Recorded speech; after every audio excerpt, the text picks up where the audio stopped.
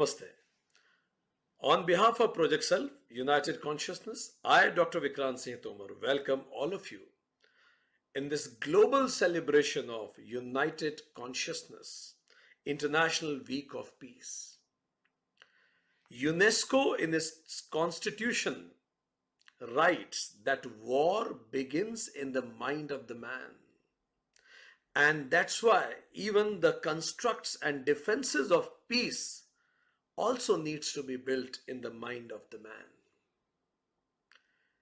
Peace is our birthright. Three kinds of peace. My peace with myself. Peace within me. Second, peace with the people around me. And third, peace on the planet and the world in general. But due to limited identities, it appears that peace on the planet is under great threat.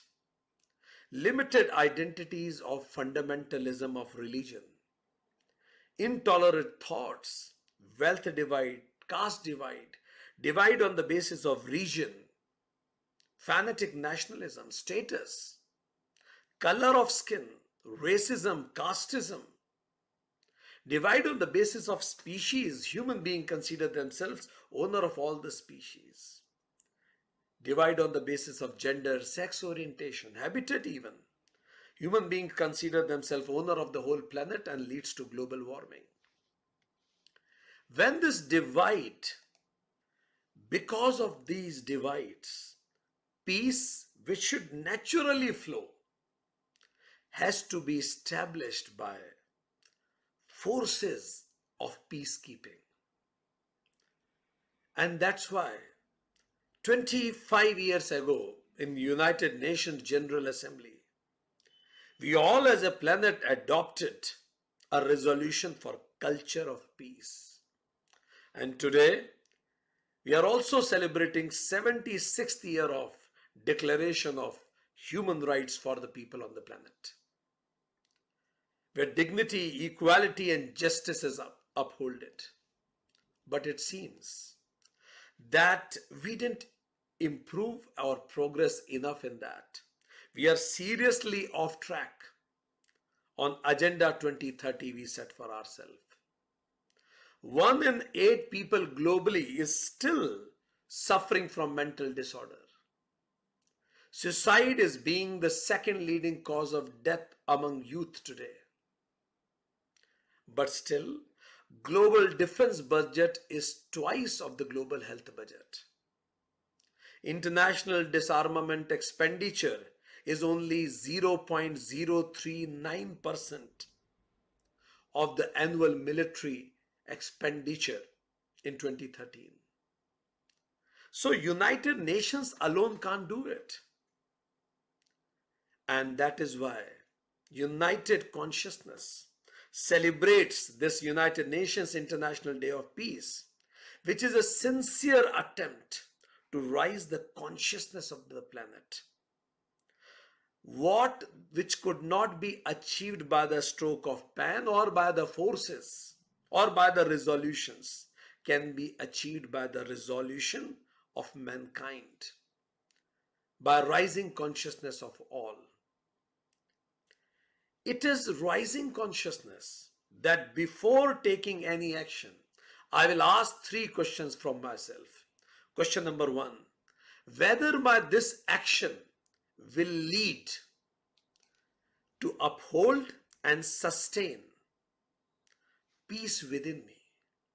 Second, whether this action which I am taking will improve or sustain my peace with the people around. And third, whether the action I am taking will uphold or sustain the peace on the planet. Because peace is not only absence of conflict. At individual level, peace is the presence of the feeling of joy, serenity, dignity, hope, freedom in me. With other people,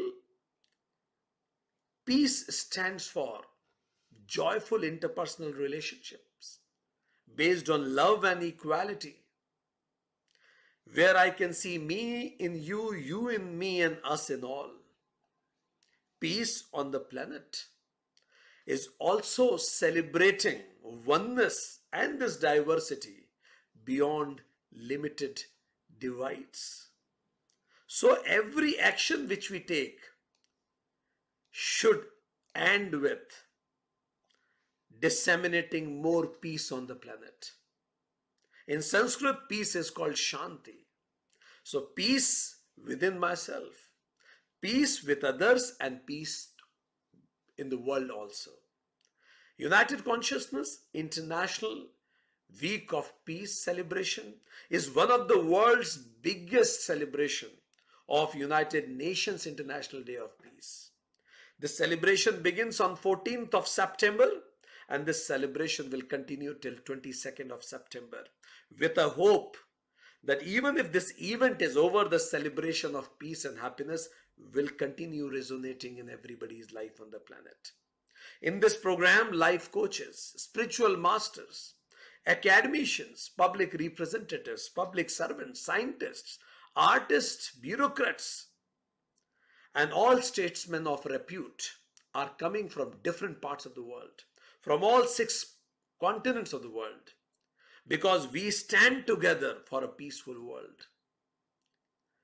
Dear friends, let's join hands together in saying, before we do anything and after we do anything, invoking the higher within and saying, Om Shanti, may there be peace within me. Om Shanti, may there be peace around me. Om Shanti, may there be peace on the planet, in the world. On behalf of Project Self, European Yoga Federation, Yoga Australia, Yoga Vidya Spiritual Council in Africa, AYT, and other important sister organizations of United Consciousness, I welcome all of you to join the celebration for the joy of life. Namaste.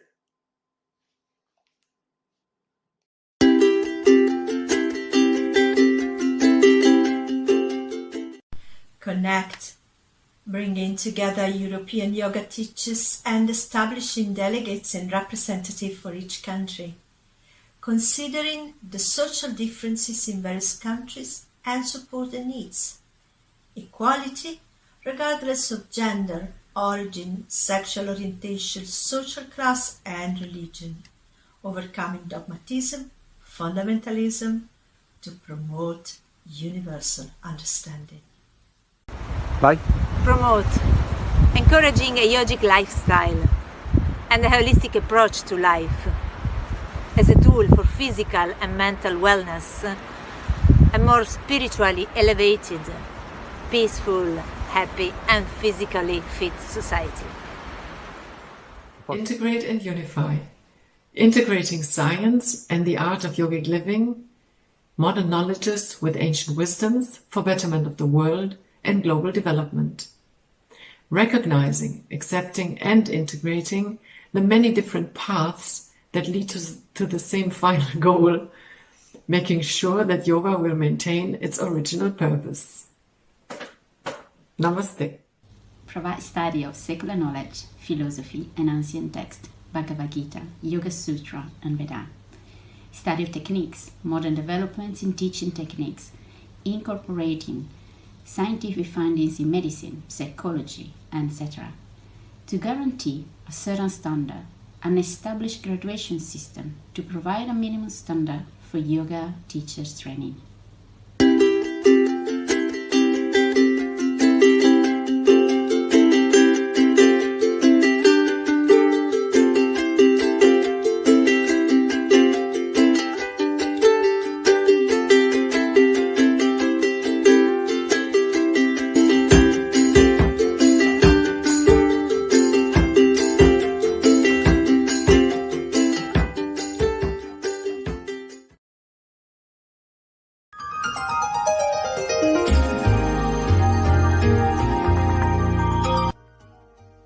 The Bhagavad Gita says, yoga is the journey of the self through the self to the self.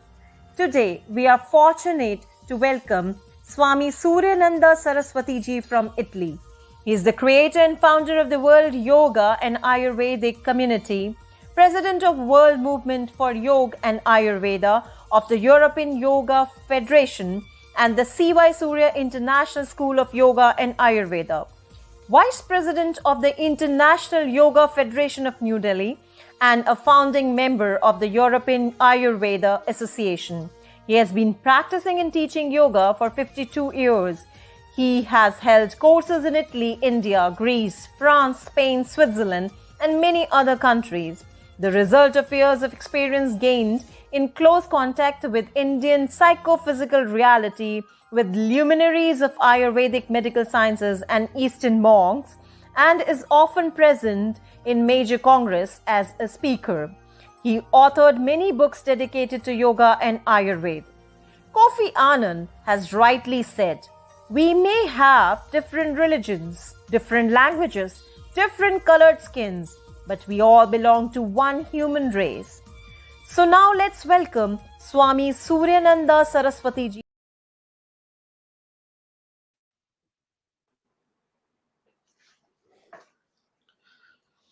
Namaste, Swamiji.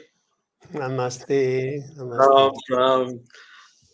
Today, I welcome you in this grand celebration of International Week of Peace.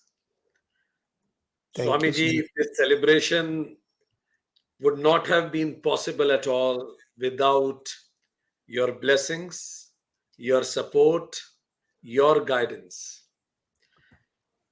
Me as individual have always seen you as an elder brother and a guiding light. With European Yoga Federation, we feel so honored that we can conduct this program. From my bottom of heart, Swamiji, in presence of the whole world, with deepest of my heart, would like to thank you for always guiding us throughout this journey, Swamiji.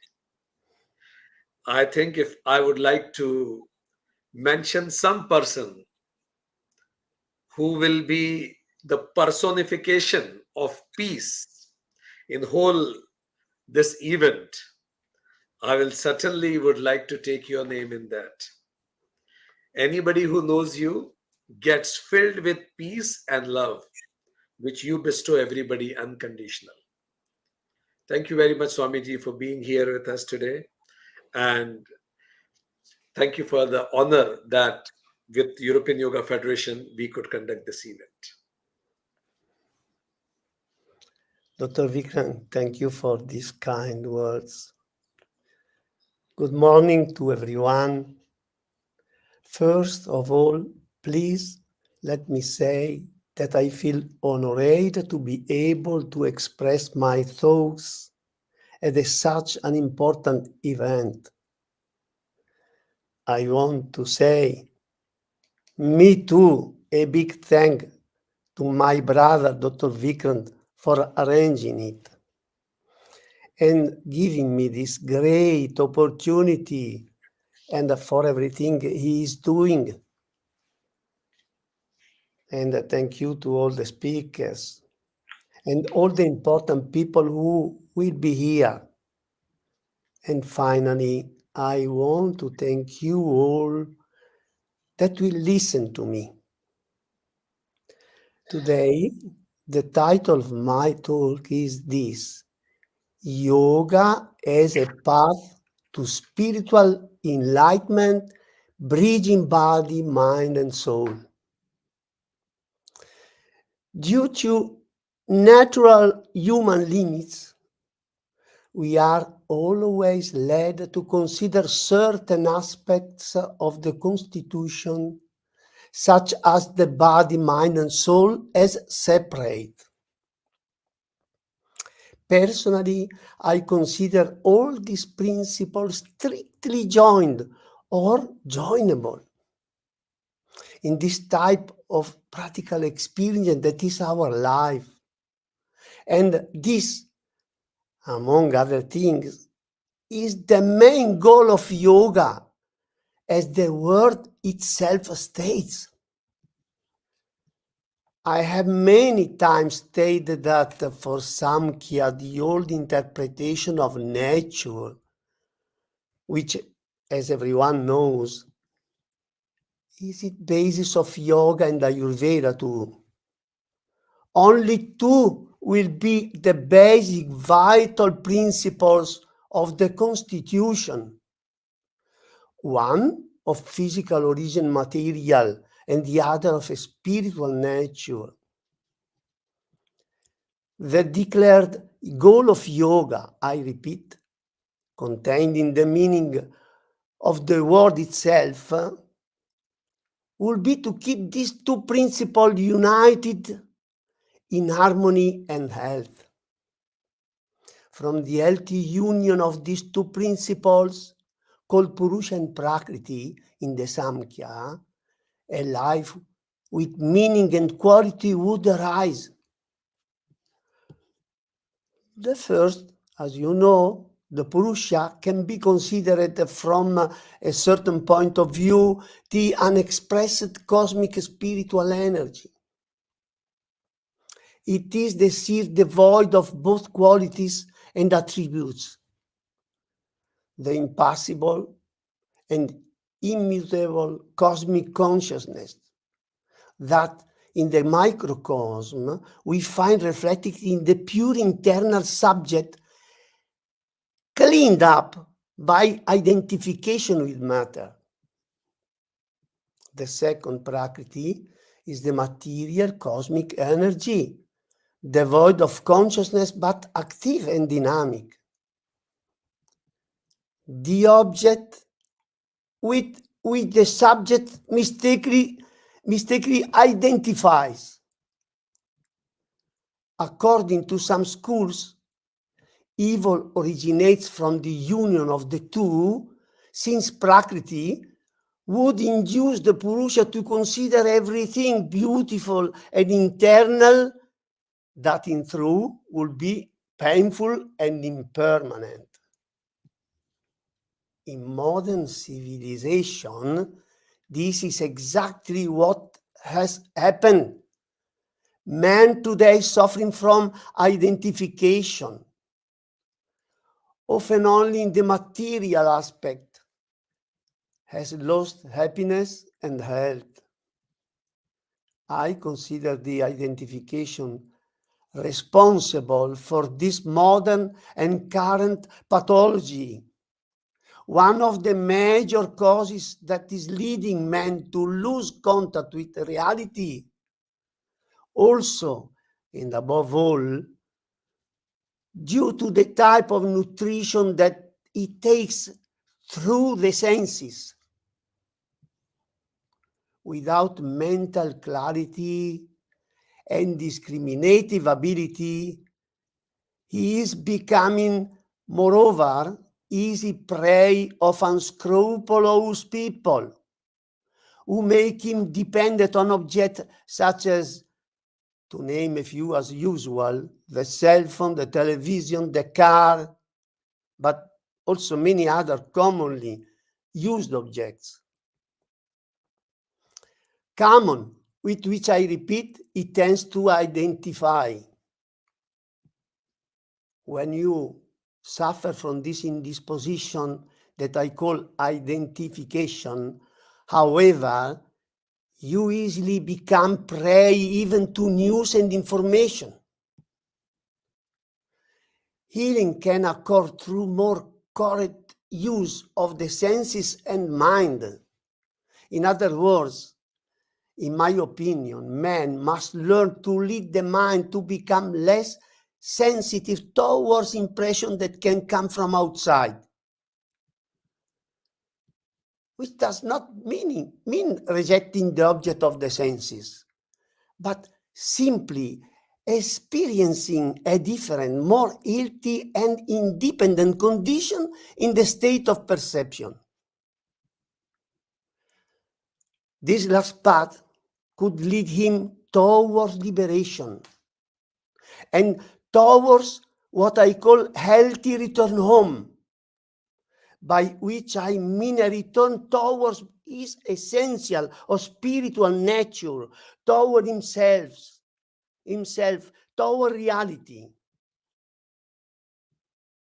I affirm that spirituality is something absolutely congenital and natural. I mean that is already with us from the moment of conception and birth. It is, however, present in life in general at all levels of existence. It is therefore not just a human characteristic. It is an integral part of this wonderful manifestation in which we find ourselves and of nature. To anyone who asks me how to encounter their spiritual side, I would reply that in the end, it is a simple path. It begins with the awakening of attention, which then transforms into awareness. And awareness inevitable leads to consciousness, which is one of the instruments of the self. The self, a drop of the universal spiritual ocean, is the most real and stable aspect of the constitution, Sat, which gives the living person consciousness, Chit, and is also made up of bliss, Ananda. Yoga is a science which, through the awakening of awareness, can lead those who practice it to rejoin their self, their spiritual nature, from which they can be enlightened. Thank you very much indeed. Namaste to all. Thank you. Thank you very much, respected Swamiji. And you mentioned about the importance of having mental clarity and discriminative ability to discriminate between what is lower and what is higher. You rightly mentioned that man must train his mind to be independent of this material drama. I absolutely loved when you said, healthy return to home. Also, you concluded as yoga as a strong path towards our true identity as Sat, eternal, Chit, consciousness, Ananda, bliss. Being with you, listening to you, literally provide us in a state of Sat Chit Ananda. May I request you to stay back office in the back studio only, so that you and me together can welcome our beloved Sukhdev ji for the speech. So just after the introduction of Sukhdev ji, let's welcome him. Thank you. Thank you to you. I humbly thanks Swami Suryananda ji for teaching us and giving us useful tips. Thank you very much, Swamiji.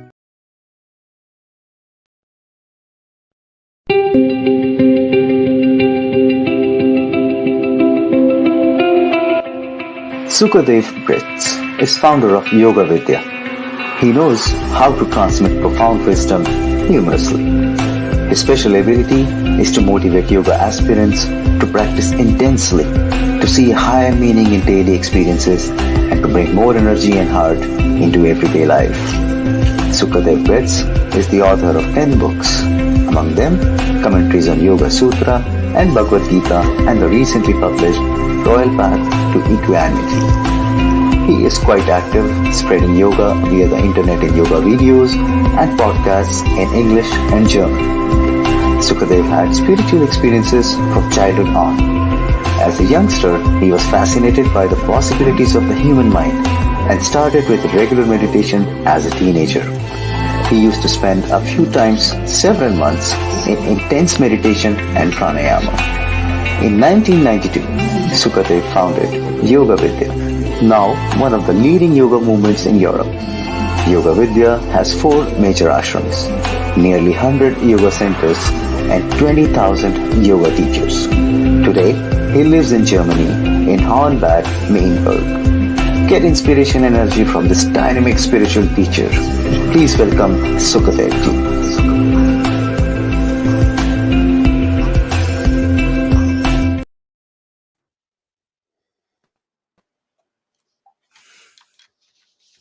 Namaste, Sukadev. Okay, namaste. Namaste, Great. Sukhdev ji. May I request Swami ji to welcome our beloved Sukhdev ji. Great pleasure to see you, Sukadev. How are you? Well, wonderful being here at this wonderful International Week of Peace. Sukhdev ji, you are most welcome to talk about mindful and spiritual connection, how yoga enhances powerful living. So thank you very much, Sukhdev ji. And thank you very much, Swami ji, to invite Sukhdev ji for the talk. Over to you, Sukhdev ji. All stage is yours. Hari Om, Namaste, and warm greetings to everyone. I'm deeply honored to be here today speaking at this United Consciousness online conclave for the International Week of Peace. This is a time when peace feels like a fragile treasure and the world seems increasingly chaotic. We're reminded that the path to global harmony begins with each of us. True peace is not just the absence of conflict. It's a state of being that requires conscious cultivation in our hearts and mind. It's an honor to be part of this United Consciousness network. I'm serving on 2 boards of advisors and have participated in many of these conclaves. This initiative is powerful, bringing together so many dedicated individuals from across the globe. My deepest gratitude to Dr. Vikranji and his entire team for organizing this International Week of Peace, which with such skill, heart, and love. Today, my theme is mindful and spiritual connection, how yoga enhances powerful living. The word yoga itself translates to union or connection. So yoga is not just a physical practice, as probably after listening to many speeches during this week, you all know it's a profound spiritual experience and a spiritual journey, spiritual practice. Through yoga, we connect with our deepest selves, with the people around us, and the vast universe. It is this spiritual connection, nurtured through mindfulness, that enhances our ability to live powerfully with intention and awareness in every moment. The theme for today's talk centers on 3 key words: mindfulness, spirituality, and connection. All 3 are deeply rooted in the ancient teachings of yoga, and all 3 are crucial for living a life of depth, of meaning, and power. Let's explore them in turn. First expression is mindfulness. Mindfulness is a term that has become widespread in recent years, and rightly so. But what does mindfulness really mean? And how can we integrate it more fully into our lives? There are different dimensions of mindfulness that we practice both in yoga and, of course, in our daily lives. First is observational mindfulness. You could also say equanimity. Krishna says in the Bhagavad Gita, yoga samatvam uchyate. Yoga means equanimity of mind. And one method to get to this equanimity of mind is observational mindfulness. This is the practice of simply noticing things, people, and situations as they are, without immediate judgment, without reacting and without projecting our worries or desires onto them. It's about breaking the automatic stimulus response change that often drives us to anger, fear, anxiety, and so on. When we observe a situation with calm detachment, we gain clarity. And from this clarity, our power to respond wisely grows. Many situations are not as bad as they seem. It's just we reflect on them, we judge on them, and then we react prematurely. You might have some ache in your right shoulder and you think, oh, do I have rheumatism? What will happen? Will I not be able to move my arm anymore? Can't I write anymore? Will my profession be over? Can't I pay my bills anymore? All that just because some ache in your shoulder. Sometimes you just feel your shoulder and you just put your awareness there, you notice it, and the pain will go away, the tension goes away. Or somebody looks at you and it seems he doesn't look friendly. You might immediately come to the conclusion he doesn't like me, or I will lose my job, or there will become something extremely nasty. But if you just observe, and you might see, well, he's not in a bad mood to you, he might just have been in thought, or whatever. We jump to conclusions, we get into problems. And sometimes, of course, there are people around us who like to push buttons to make us overreact. If we learn observational mindfulness, we can learn not to be like machines, not to react on stimulus response mechanisms, but we get into calmness. And this inner calmness and this ability not to react automatically is so important to have a powerful living, a free living. One of the important practices in yoga, of course, is being where you are right now. One meditation technique is, for example, observing your breath. You might want to do it just now, listening to all these lectures. One moment, just sit there and feel the breath go in and out of your nostrils. When you inhale, your nostrils turn cool. When you exhale, they turn warm. Inhale, feel the coolness. Exhale, feel the warmth.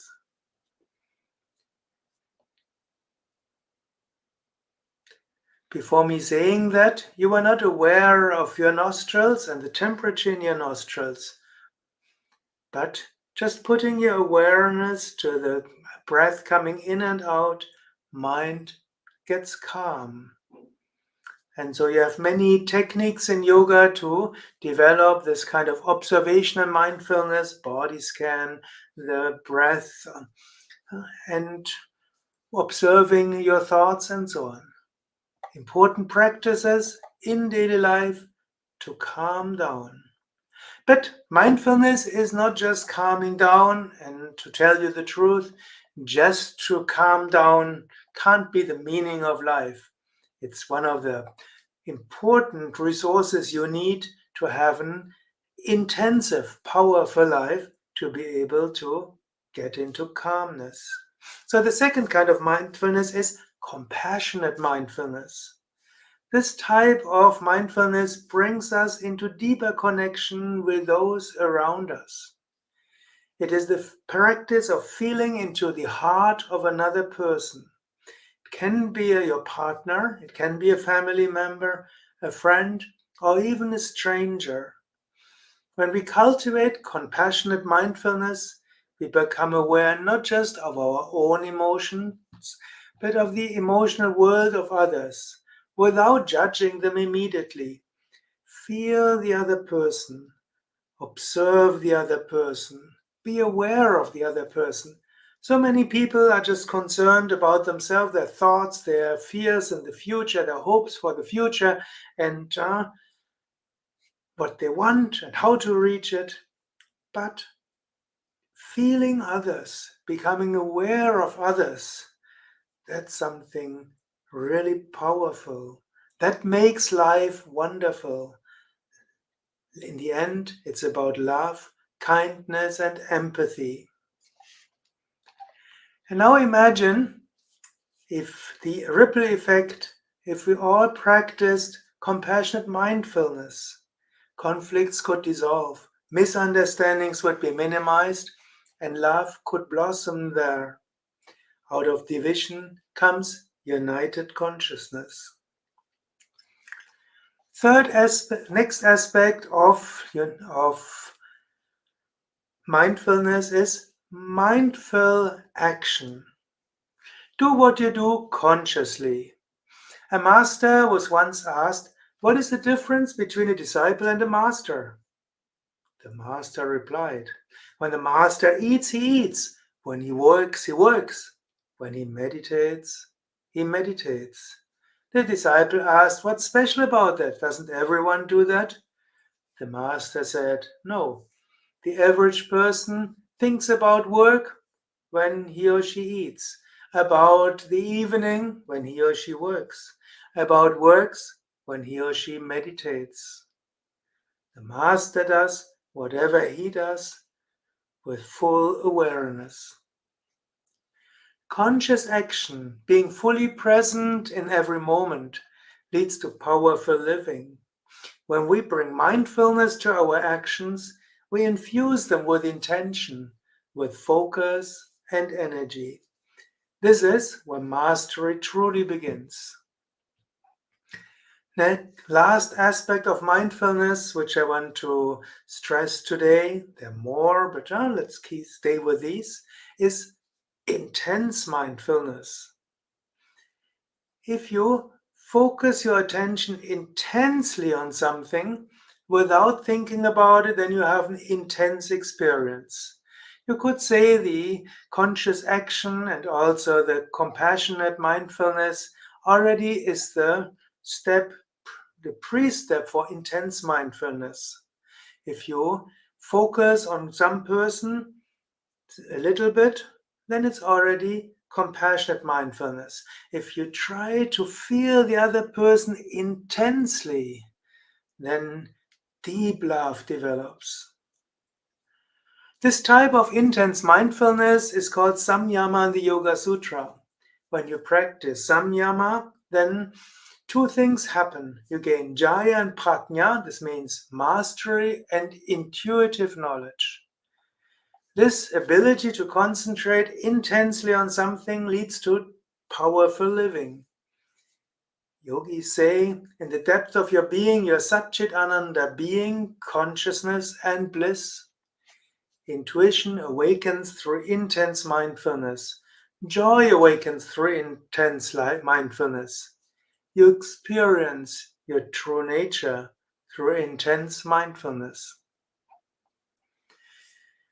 So from time to time, practice intense mindfulness, intense concentration on a tree, on a murti, a divine symbol, or concentrate on your partner, or the depth of your heart, or intensely into all direction.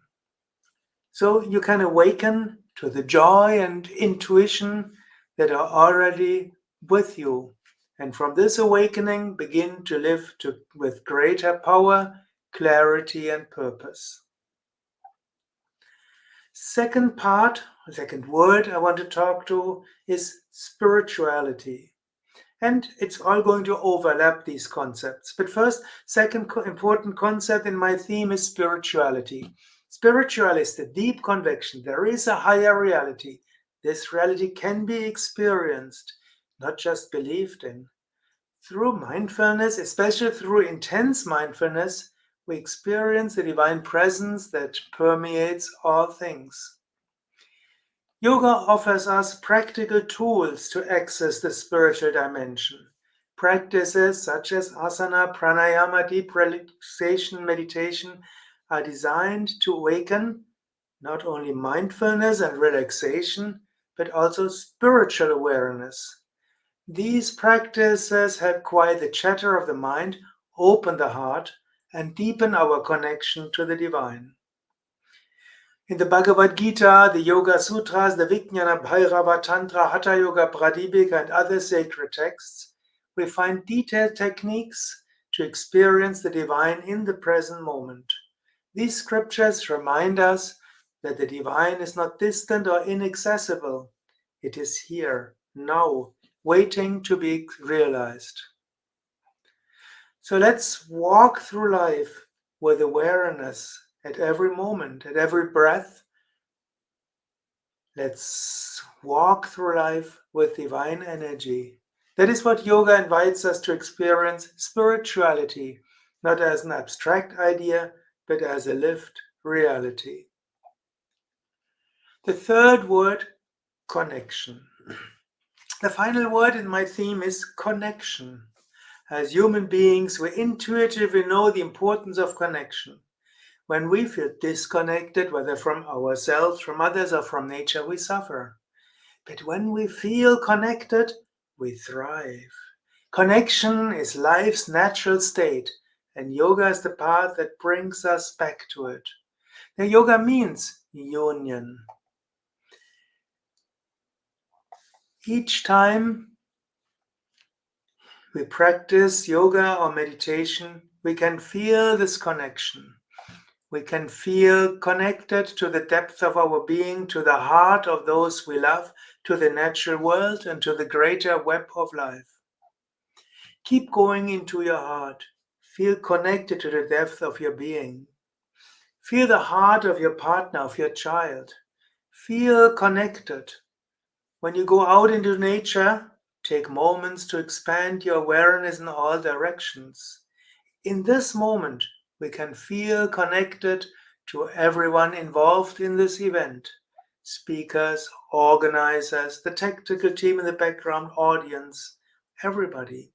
We are connected across the world, a network of peace, of goodwill, of spirituality. In every moment, feel connected to everyone. When you wake up in the morning, feel connected.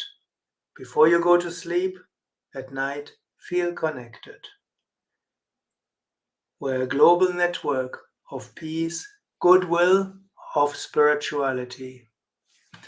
Through mindfulness, spiritual practice, and a profound sense of connection, powerful living naturally arises. It's not something we force. It flows from within, from the realization that we're part of something greater. I will conclude by repeating Loka samasta sukhino bhavantu. May all beings everywhere be happy and free. And while you listen, feel connected, feel spiritual awareness, be mindful of united consciousness. Om. Om. Om. Loka samasta sukhino bhavantu. Loka samasta sukhino bhavantu. Om Shanti, Shanti, Shanti. Om Bolo Satguru Shivananda Maharaj Ki Jai. Thank you, respected Sukhdevji. So nicely you identified the key aspects of your talk. You mentioned about this mindfulness, spirituality, and connection in mindfulness. You mentioned that it is seeing people and situations as they are. You gave us some tips about breath observation, compassionate mindfulness, mindfulness in action, and intense mindfulness called Sayama. It was so nice, and you gave us that you can Sayam on people, divine symbols, and partners. You regarding spirituality, you mentioned it is the deep conviction in something which is higher, and you told some scriptures from which we can learn it. Regarding connection, you said that yoga leads to connection. That connection makes us thrive. So let's remain connected with all people, being nature in united consciousness. Thank you very much, respected Sukhdevji. And can I request you to be backstage so that together we can welcome, along with respected Swamiji, Yedrankoji, just after your speech. So if you can be here, we will, after this digital introduction, we will together welcome, along with Swamiji, our friend Yedrankoji. Thank you. I humbly thank Shri Sukhdevji for teaching us the practical yoga practices for attuning our mind, body and soul. Thank you very much.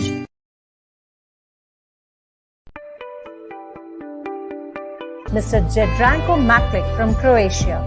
He is Yogacharya, Yoga and Ayurvedic therapist, teacher of Transcendental Meditation and Maharishi's Vedic Science. Manoshadi Bishagacharya, a herbal scientist, president of Institute of Yoga and Ayurveda. He teaches yoga in Europe, America, India and China. He gained knowledge about yoga from Maharishi Mahesh Yogi, A.G. Mohan, direct disciple of Shri T. Krishnacharya, Maharishi Swami Devmurti Yogacharya, Dr. Mukund Bhole. He wrote 6 books about yoga. Also, he has experience with the application of yoga and Ayurveda to sports, tennis, football, driver, judo, volleyball, etc. For teaching yoga, Jedranko is cooperating with Maharishi Academy for Vedashe Vincent Morarji Desai National Institute of Yoga, India, Bharatiya Vidyapeeth Deemed University, European Yoga Federation, and World Movement for Yoga and Ayurveda.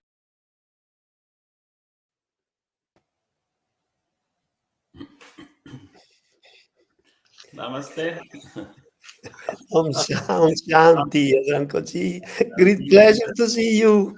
Yes, dear Amadeoji and Sukadevji and Vikramji, thank you very much for inviting me for this beautiful event for the peace, for creation of peace. It's so wonderful that you're here and to have you speak with your wisdom of so many years of experience of practicing and teaching. Indeed, Yedrankoji's speeches are really very deep, and nobody can listen his speech only once. Person has to listen it again to understand the depths he goes in. Yedrankoji, the topic of your speech today is the role of yoga in cultivating inner peace and spiritual awakening. Over to you. Thank you very much. Thank you. Thank you very much, everybody. And so this topic of this conference is eternal topic, how to achieve peace. And not only on a personal level, but on the global level, because in the history of mankind, we see that there was very short periods of peace. Most of the time, there were all the time some fightings and some wars. So how to achieve the peace? And this is the topic of yoga. As one ancient science, we cannot trace the time from where it started. It's very ancient, and it's all the time here. And many masters were speaking the same message. And also, we can find that message in the teaching of Yoga Sutras of Maharishi Patanjali, where he says that the yoga as a method aim is to silence the activity of the field of individual consciousness. Yoga Chitta Vritti Nirodha. It means that the chitta, the field of individual consciousness, with all its instruments through which consciousness is gaining experiences, the senses, the mind, the ego, and everything. So that all fields should become silent. That's why I would like to introduce that creation of inner silence is a prerequisite for spiritual awakening. And only spiritual awakening can bring the peace to the individuality, to the person, or to the society. So in that sense, that silence is needed, and yoga gives very practical methods how to achieve that silencing or transcending process of all activities in your consciousness. Why? Because now in our life, we are experiencing the different things in the life, and who is experiencing I? We say, I am thinking, I have my thoughts, my feelings, this kind of feelings, and my perception, and even relating everything to that I. But in the teaching of yoga, that I, which we are living after we are born on this planet Earth, we forget our true I when we are born, and then we are just in that ignorance, which yoga says avidya. Avidya means the ignorance about our true reality.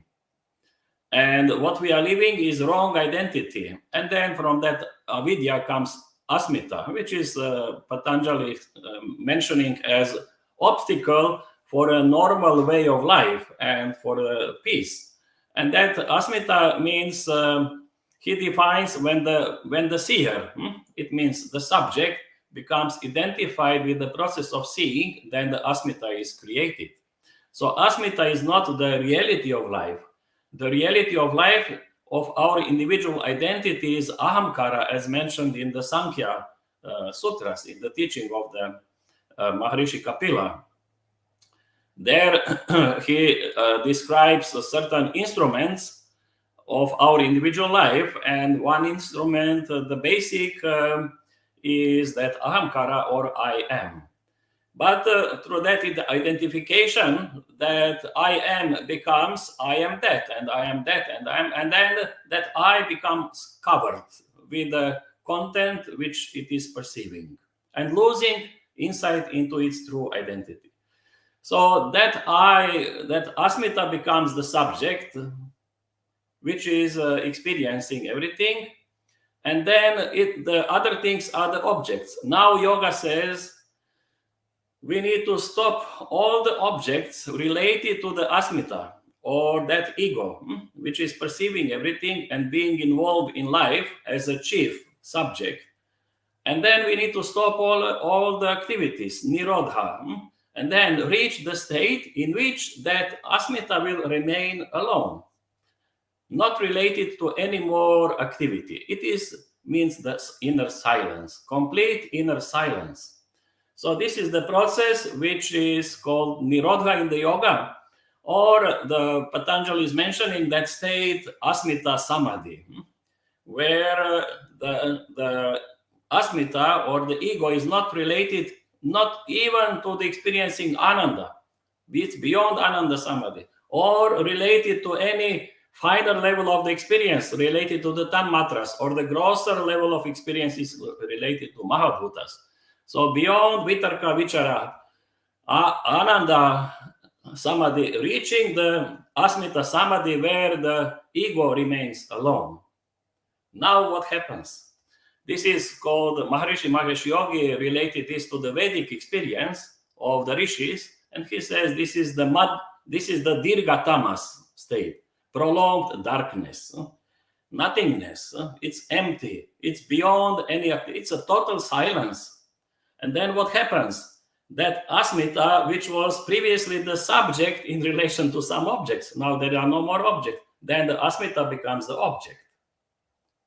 And there is someone behind who is now aware of that I, that asmita, and that which is behind is my true I. And then this mirage of wrong identity is gone. And then there is opening to my real identity, to that self. And this is tada drashtuh. Only when all activities subside in our consciousness, when we reach that asmita samadhi, that state where there is all vrittis stopped, then tada drashtuh, then the real seer, swarupa avasthanam, becomes realizing its true identity. It's not anymore in the wrong identity. This asmita is lost, and it is actually coming back to the natural state of ahamkara, which realizes that it is reflection of the our self, true self, or Atman. It's an individual expression of the Atman. So in that sense, this is that inner spiritual awakening.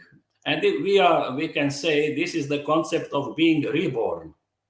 Being reborn means coming back to the life, coming back to realize your true self, to your true soul. Now you are 100% your soul. And you realize the nature of your soul, which is Satchit Ananda, which is within itself containing all the principles which are expressed as the principles of Yama and Niyama, and all the Sanatana Dharma is instantaneously awakened within you. And this gives you the feeling of complete inner peace, and through that realization, through that spiritual awakening. And then this inner peace is radiating to the surrounding because we are part of the cosmic mind, of the manas, of the collective mind. So whatever we realize, spiritual awakening within us is one, we can say, lamp lit in the darkness of the cosmic mind. We are bringing more light and more that quality and neutralizing all these negativities in the collective consciousness and contributing to the peace, first of the family and then the society and the whole world. So otherwise, and there is no other way, so we need to go beyond, we need to transcend, we need to come to the inner silence. And there, that self-realization as the only spiritual experience in a real sense can happen. And on that basis, then that inner peace is established with all its qualities. Otherwise, as we know, the asmita becomes the source of the raga, dvesha, abhinivesha, and everything, all the kleshas, all the 5 kleshas, they are going on and catching us in this vicious circle, and we can never find the peace when we are under the grip of all those kleshas. For example, the raga means desire. When the ego will be, we are searching for happiness and for the peace, but only if you fulfill desire, then you can feel some temporary peace. But it's not enough. It's not. It will not last long. Then again, unrest, because it's a mistake. Asmita is not true identity, and it can never be happy with whatever it is gaining. It will always be unhappy because it's not the true self. It's not our true reality. And the fake identity, you can never satisfy. That's why there is never-ending story of the desires, and thinking that we will gain some peace by achieving this. And then if you don't achieve, then you become angry, and then you develop dvesha, repulsion to the objects of desire, and hatred to the object of desire, and then the violence, and then the fear of existing and everything, and the stress comes. Abhinivesha is the basis of all psychosomatic diseases, because the fear for existence activates autonomous nervous system to react with the fight and flight reaction, which creates all the health problems and psychosomatic diseases. And there is no peace, no health, nothing. So especially when those kleshas come to the udara state. Udara means very strongly expressed in our life, and our wrong identity very strongly expressed. That ego becomes strong egoism, mada. So in the udara state, the asmita becomes mada, and then jealousy, matsalya, moha, illusion, anger, krodha, and there are 6. They mentioned the 6 big enemies, which are born within our consciousness and bringing us to the disaster and no peace in our life. And then those enemies, inner enemies, we are projecting to the others. And we create enemies around us, and we start fighting, and we start wars. There is no peace anywhere until we remove those enemies. Once Maharishi Mahesh Yogi when he was creating these big groups of the yogis to practice this creation of some positive influence in collective consciousness, then he said we don't need to kill the enemy. We need to kill the enemy in the enemy. And this is the enemy in the enemy is those inner enemies. So how we remove them? By reducing those clashes, by transcending, by going to the self-realization. Then we can, in a very concrete and real way, contribute to the world peace.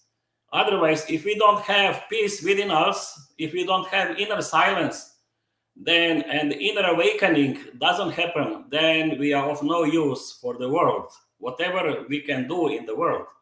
So this is the most important task for every human being, to search deep in itself, to come back to itself, to be reborn, come to your true identity, get inner spiritual awakening, and live that in your life. Then you will have peace, and you will contribute to the world peace. So thank you very much.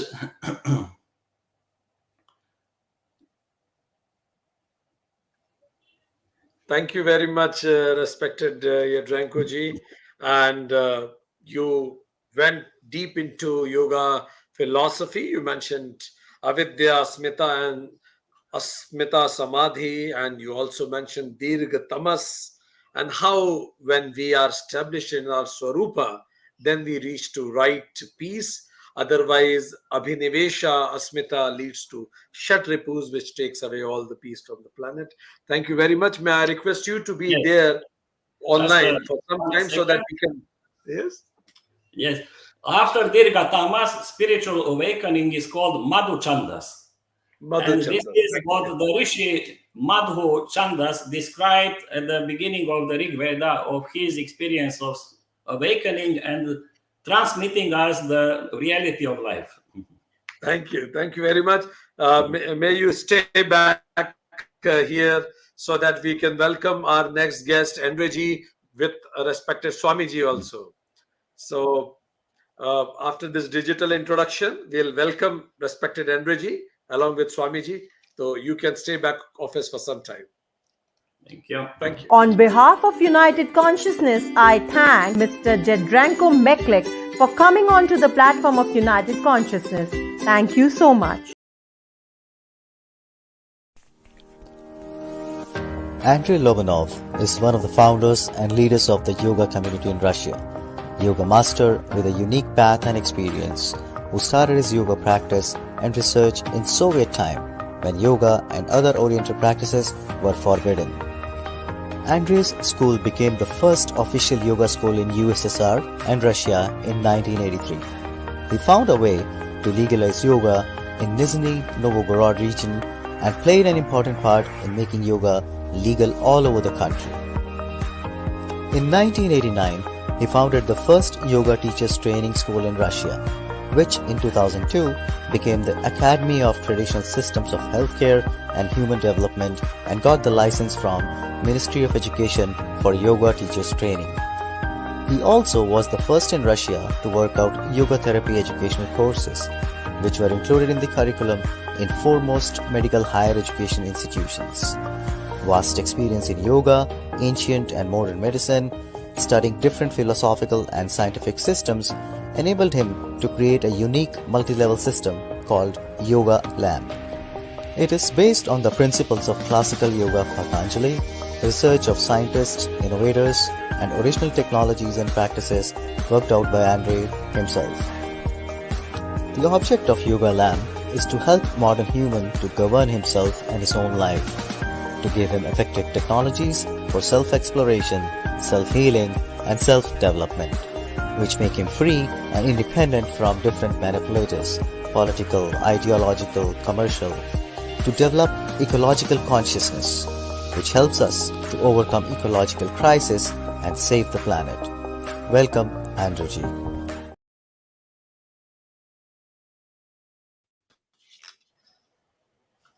Namaste. Most welcome, Andrewji, and whole European Yoga Federation is there to welcome you. Thank you. Thank you to be here. Many Я также greetings. рад вас видеть всех. I'm also happy to see you all. Om Namah Shivaya. Om Namah Shivaya. Andraji, you are most welcome with your practical demonstration of yoga and to take us on the path of yoga on this during this celebration of International Yoga Day, International Day of Peace across the planet. Most welcome. Thank you. Спасибо. Peace, brothers and sisters.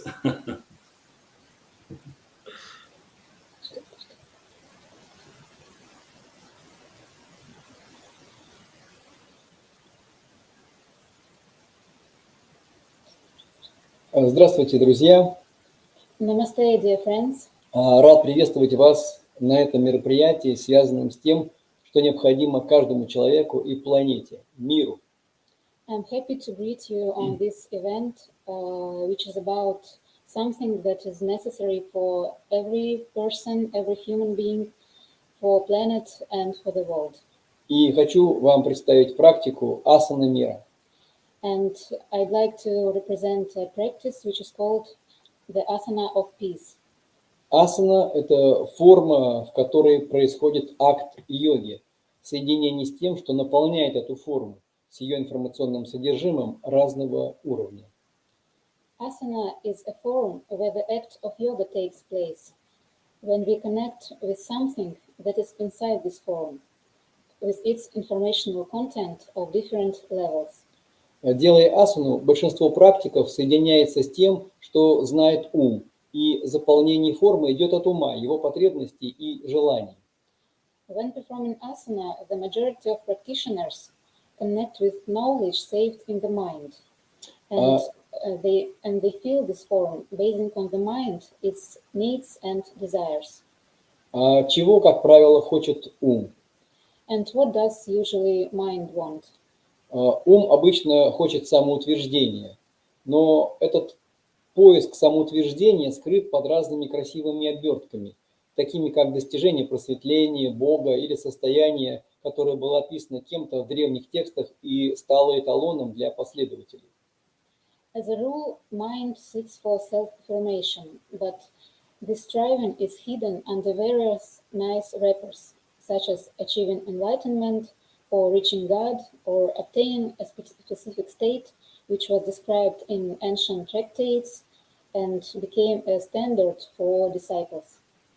Пережив эти эталонные состояния и продемонстрировав свои достижения другим, практикующие таким образом самоутверждаются. Having experienced these reference states, practitioners demonstrate their achievement and assert themselves in this way.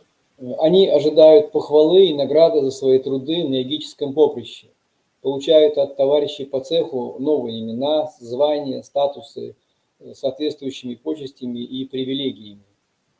They wait for a praise or reward for their accomplishments in the field of yoga, and they accept new titles, names, and statuses from their colleagues, along with honors and privileges.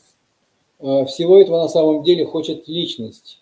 Получить награду за проделанные усилия и время, потраченное на диктуемые умом цели.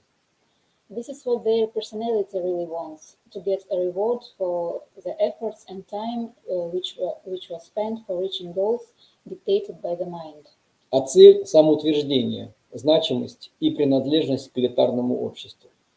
And the real purpose is self-affirmation, feeling of importance and belonging to a higher elite group.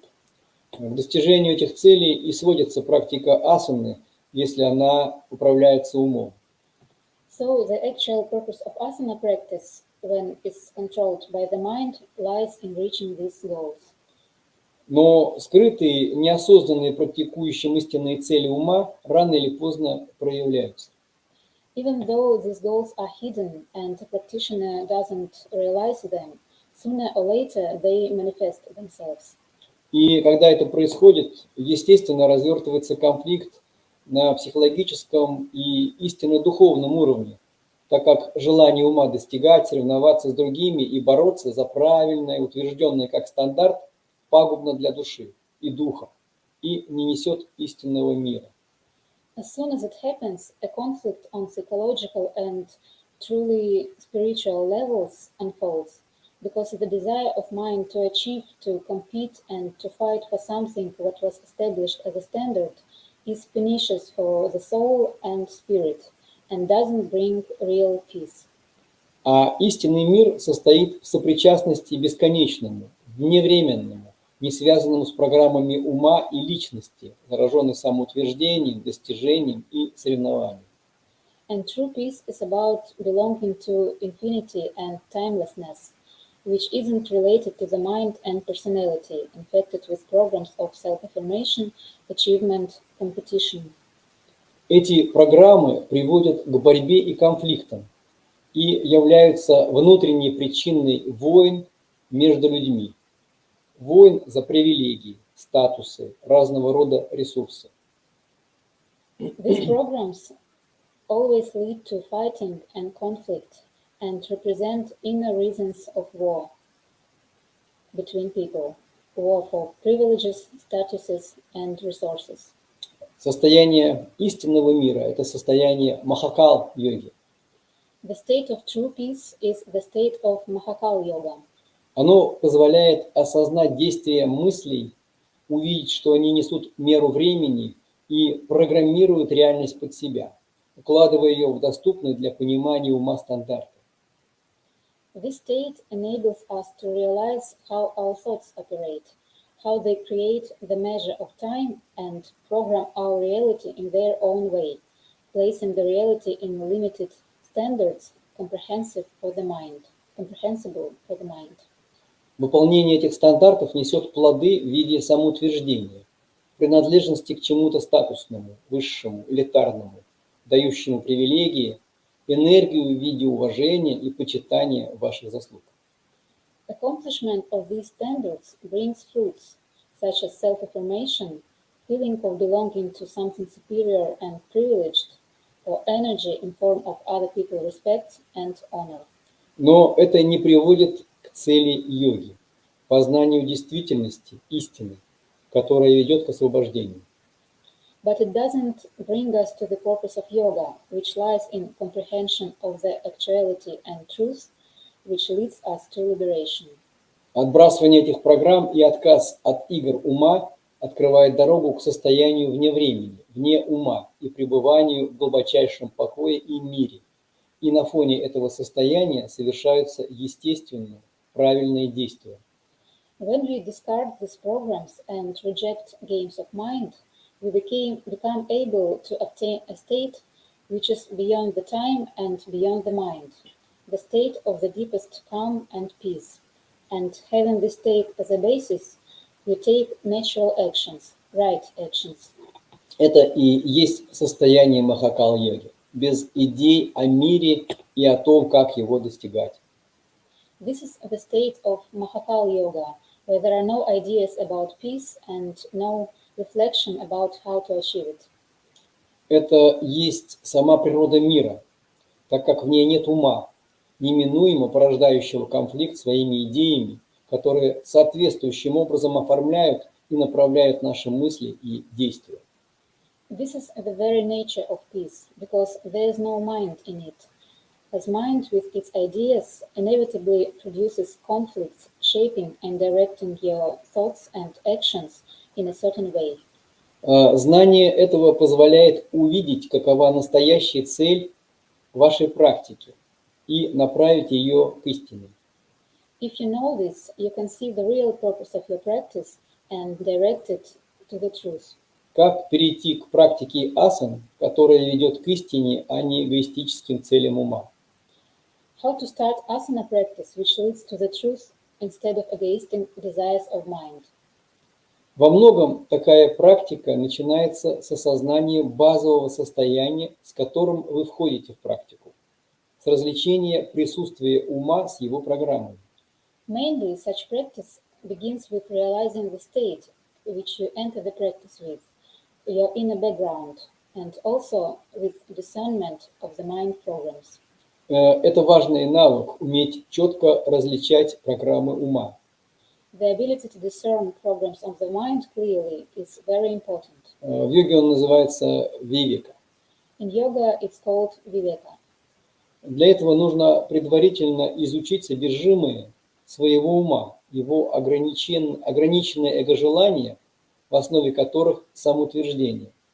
Before you start practice, you have to study the content of your mind, its limited ego programs based on self-affirmation. Когда вы осознаете их наличие, вы сможете разорвать с ними связь. And when you realize their presence, you can break the connection with them. Рассмотрим два способа, как это сделать, как перестать следовать программам действий, диктуемых умом. Let's review two ways of practicing asana without following programs dictated by the mind. Первый. Прибегнуть к помощи другого человека, мастера, способного взять на себя роль вашего ума в практике асаны. The first way is ask another person for help. It can be a yoga master who has to take on the role of your mind. Ваша задача при этом просто делать движения, которые вам предлагает мастер, и наблюдать, как тело принимает те или иные формы, не следуя указаниям вашего ума. Your task is to perform movements which the master offers, and to watch how your body takes different shapes without following instructions coming from the mind. Так происходит двигательная медитация. This is how meditation in movement can be done. В ней важно различать, как ум вмешивается в вашу практику, проявляя привычные способы и алгоритмы действий, в основе которых программы достижения, сравнения, соревнований. It is important to notice how mind interferes in your practice, showing its usual algorithms and ways of acting, based on the programs of achievement, comparison and competition. И ваша задача останавливать эту деятельность ума, возвращая внимание в само действие, в движение. And your task is to stop this activity, bringing your attention back to the action itself, into the movement of your body. Эту практику медитативных движений мы сделаем в воскресенье, в заключительный день этой конференции. We will practice these meditation movements on Sunday, on the final day of this conference. Второй способ – это следование спонтанному потоку проявленной сути, имеющей соединение с истинной, действительностью. The second way is to stop mental programs, is to follow the spontaneous flow of the manifested essence, which is connected with truth or actuality. Сейчас мы попробуем сделать это и получить состояние вне времени, состояние махакал-йоги. And now we'll try to do this and to get into the state of timeless, the state of Mahakal Yoga. Сядьте в удобную позу. Sit in a comfortable position. Переведите свое внимание на телесные ощущения, проявляемые асаной. Direct all your attention to sensation manifested by the asana.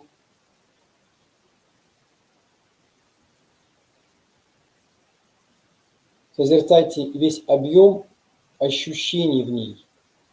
Contemplate all the volume of sensations in your body.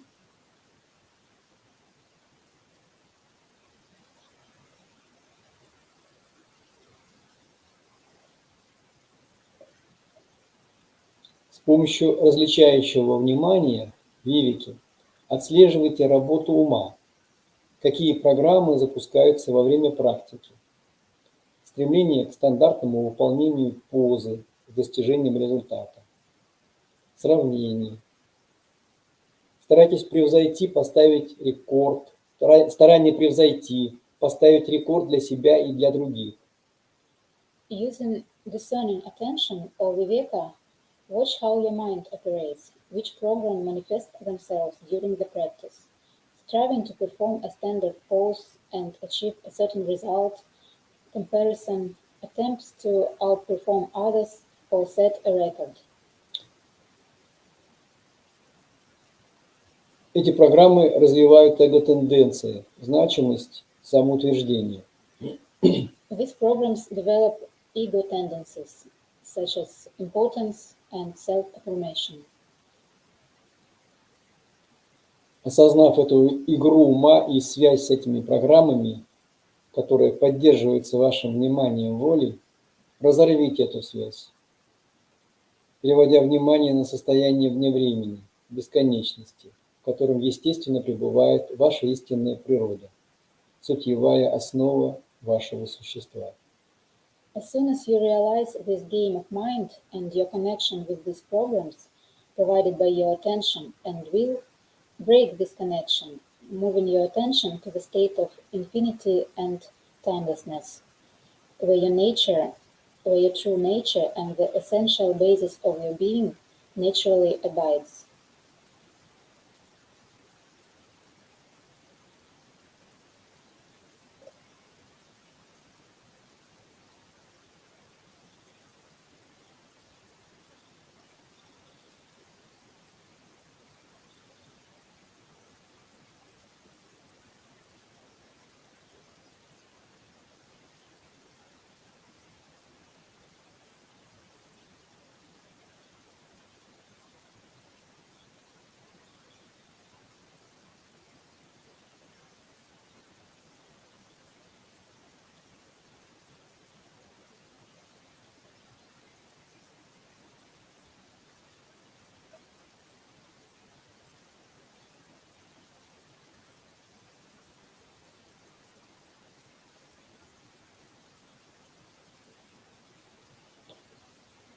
Это можно назвать состоянием здесь и сейчас, где мысли растворены, и ум пребывает в тишине и покое, без мыслей, и останавливается время. This state can be called presence here and now, when the thoughts are dissolved and mind abides in calmness and peace, and the time stops. И это состояние можно использовать как базовое для практики и совершения других действий.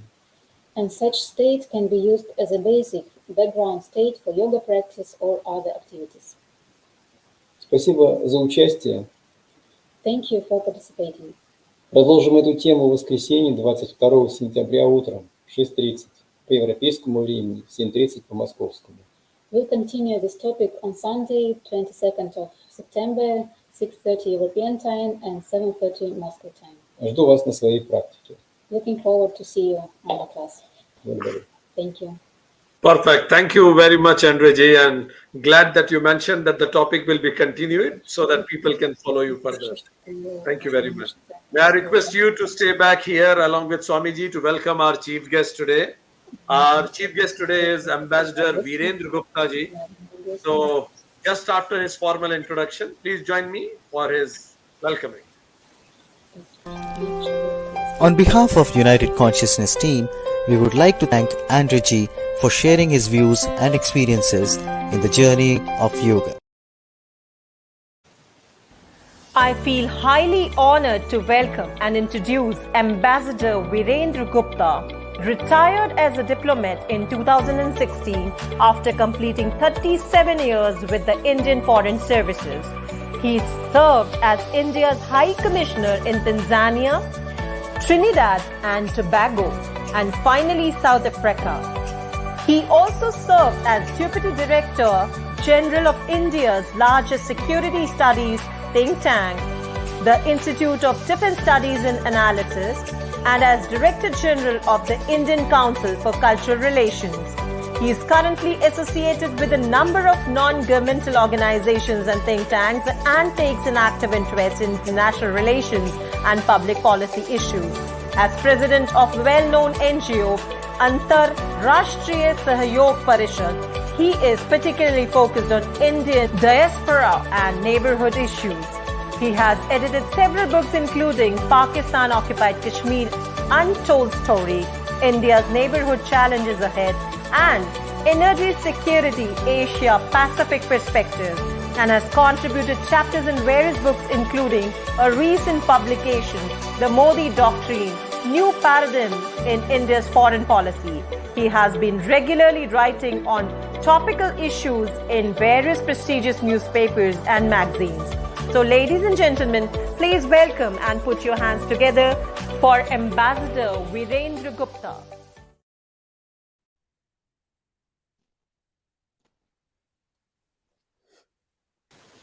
Most welcome, Ambassador Shri Virendra Gupta ji. Let me introduce you with everybody, Gupta ji. We have President of European Yoga Federation, Amandio Bilaci from Italy, welcoming you. We are honored for your presence here. Thank you. Thank you very much for inviting me. Thank you so much. We have Professor Vijay Reddy ji, President of Project Self USA, welcoming you, Viren Gupta ji. Namaskar. Namaste. Namaste, Viren. Pleased to meet you. We have Andre ji, who just spoke from Russia, welcoming you. Приветствую вас, мира, радости, удачи. My greetings and wishing for peace and love and joy. We have Amandio ji from Portugal, welcoming you. Namaste. Namaskar. Yes, friends, Dr. Vikrant, Matthew, namaste. Thank you. Perfect. Thank you. So, stage is all yours, respected Viren Gupta ji. We all are so much eager to listen to you. All yours. Thank you. Dr. Tomar and all the wonderful people that I've met online today. I think you all are doing wonderful work in terms of promoting India's goodwill, India's cultural heritage, which you're carrying forward. Nobody has any monopoly on what India's culture is, and I'm glad to see people from different multiracial backgrounds engaged in promoting yoga and other important cultural attributes of India. So first of all, I'd like to thank Dr. Vikrant Singh Tomar, his organization United Consciousness, with whom I had an honor and privilege to work very closely during the G20 days of India's presidency. We were together part of the Civil Society 20. I'd also like to thank European Yoga Federation, which is actually hosting this event, for inviting me to share a few thoughts on Vasudhaiv Kutumbakam and how, in practical terms, we all, when we talk about Vasudhaiv Kutumbakam, we get swayed into discussing the moral imperatives. But, international relations is not run by moral imperatives. It is the practical considerations which have to be looked at. Now, this term came into focus on the international relations stage during India's presidency of G20, because Prime Minister Modi, in his wisdom, he made this an underlying theme of India's G20 presidency. But in India, we have known this part of the aspect of the philosophy. It's actually an integral part of Hindu philosophy.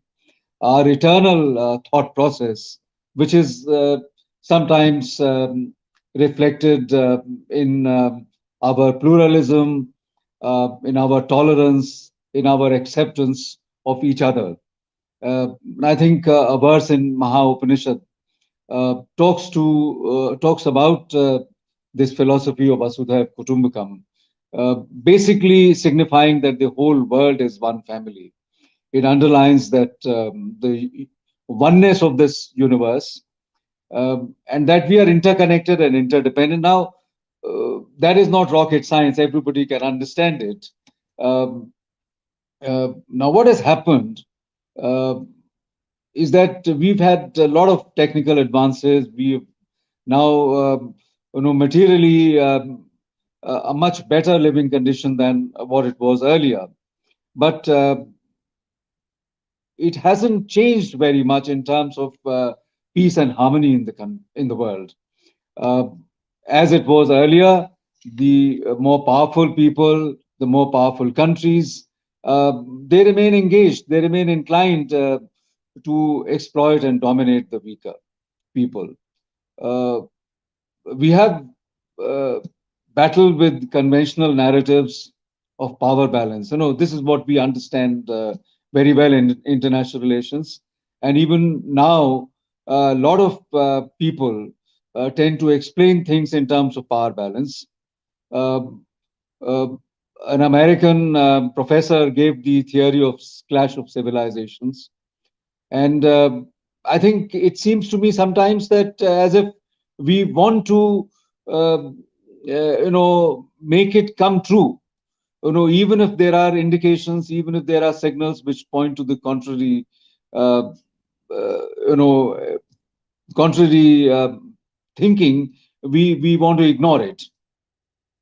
Now, all of it has not led to any solution of conflicts. In fact, if anything, we have more conflicts today than what it was every year. In fact, succeedingly, we leading into more conflicts.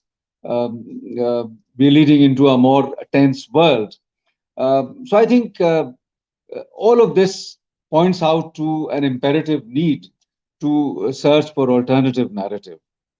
And I think Vasudhaiv Kutumbakam points to a possible approach. Now,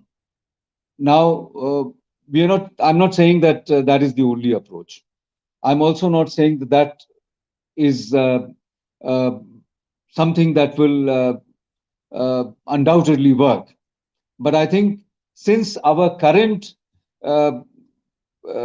theories, current approaches have not led us anywhere, I think there is merit in giving this alternative approach an opportunity.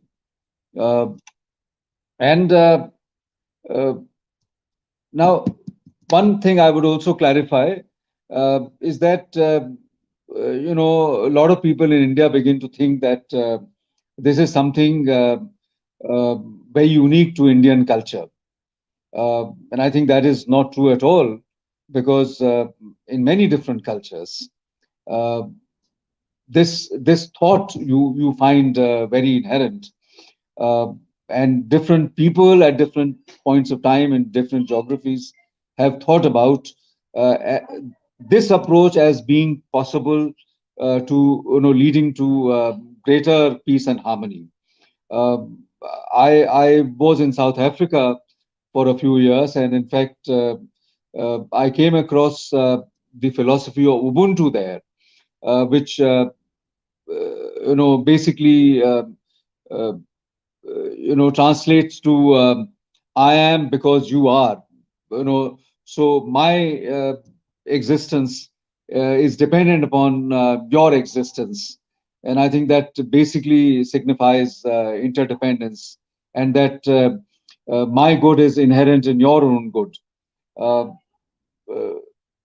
So I think we have to give it a serious thought. Now, there is a misconception in India and worldwide, is that a lot of people seem to think that this Vasudhaiv Kutumbakam, which basically means that the whole world is one family, is that you only have to work for the good of the others and the good of the universe. And that somehow pursuing self-interest or pursuing national interest is a very dirty trait, is an unacceptable trait. Now, I'd like to clarify that self-interest is, when you talk in terms of a human being, an individual, self-interest is essentially a basic human instinct. It's a basic human instinct for self-preservation. Now, if you don't look after yourself, nobody else is going to look after yours.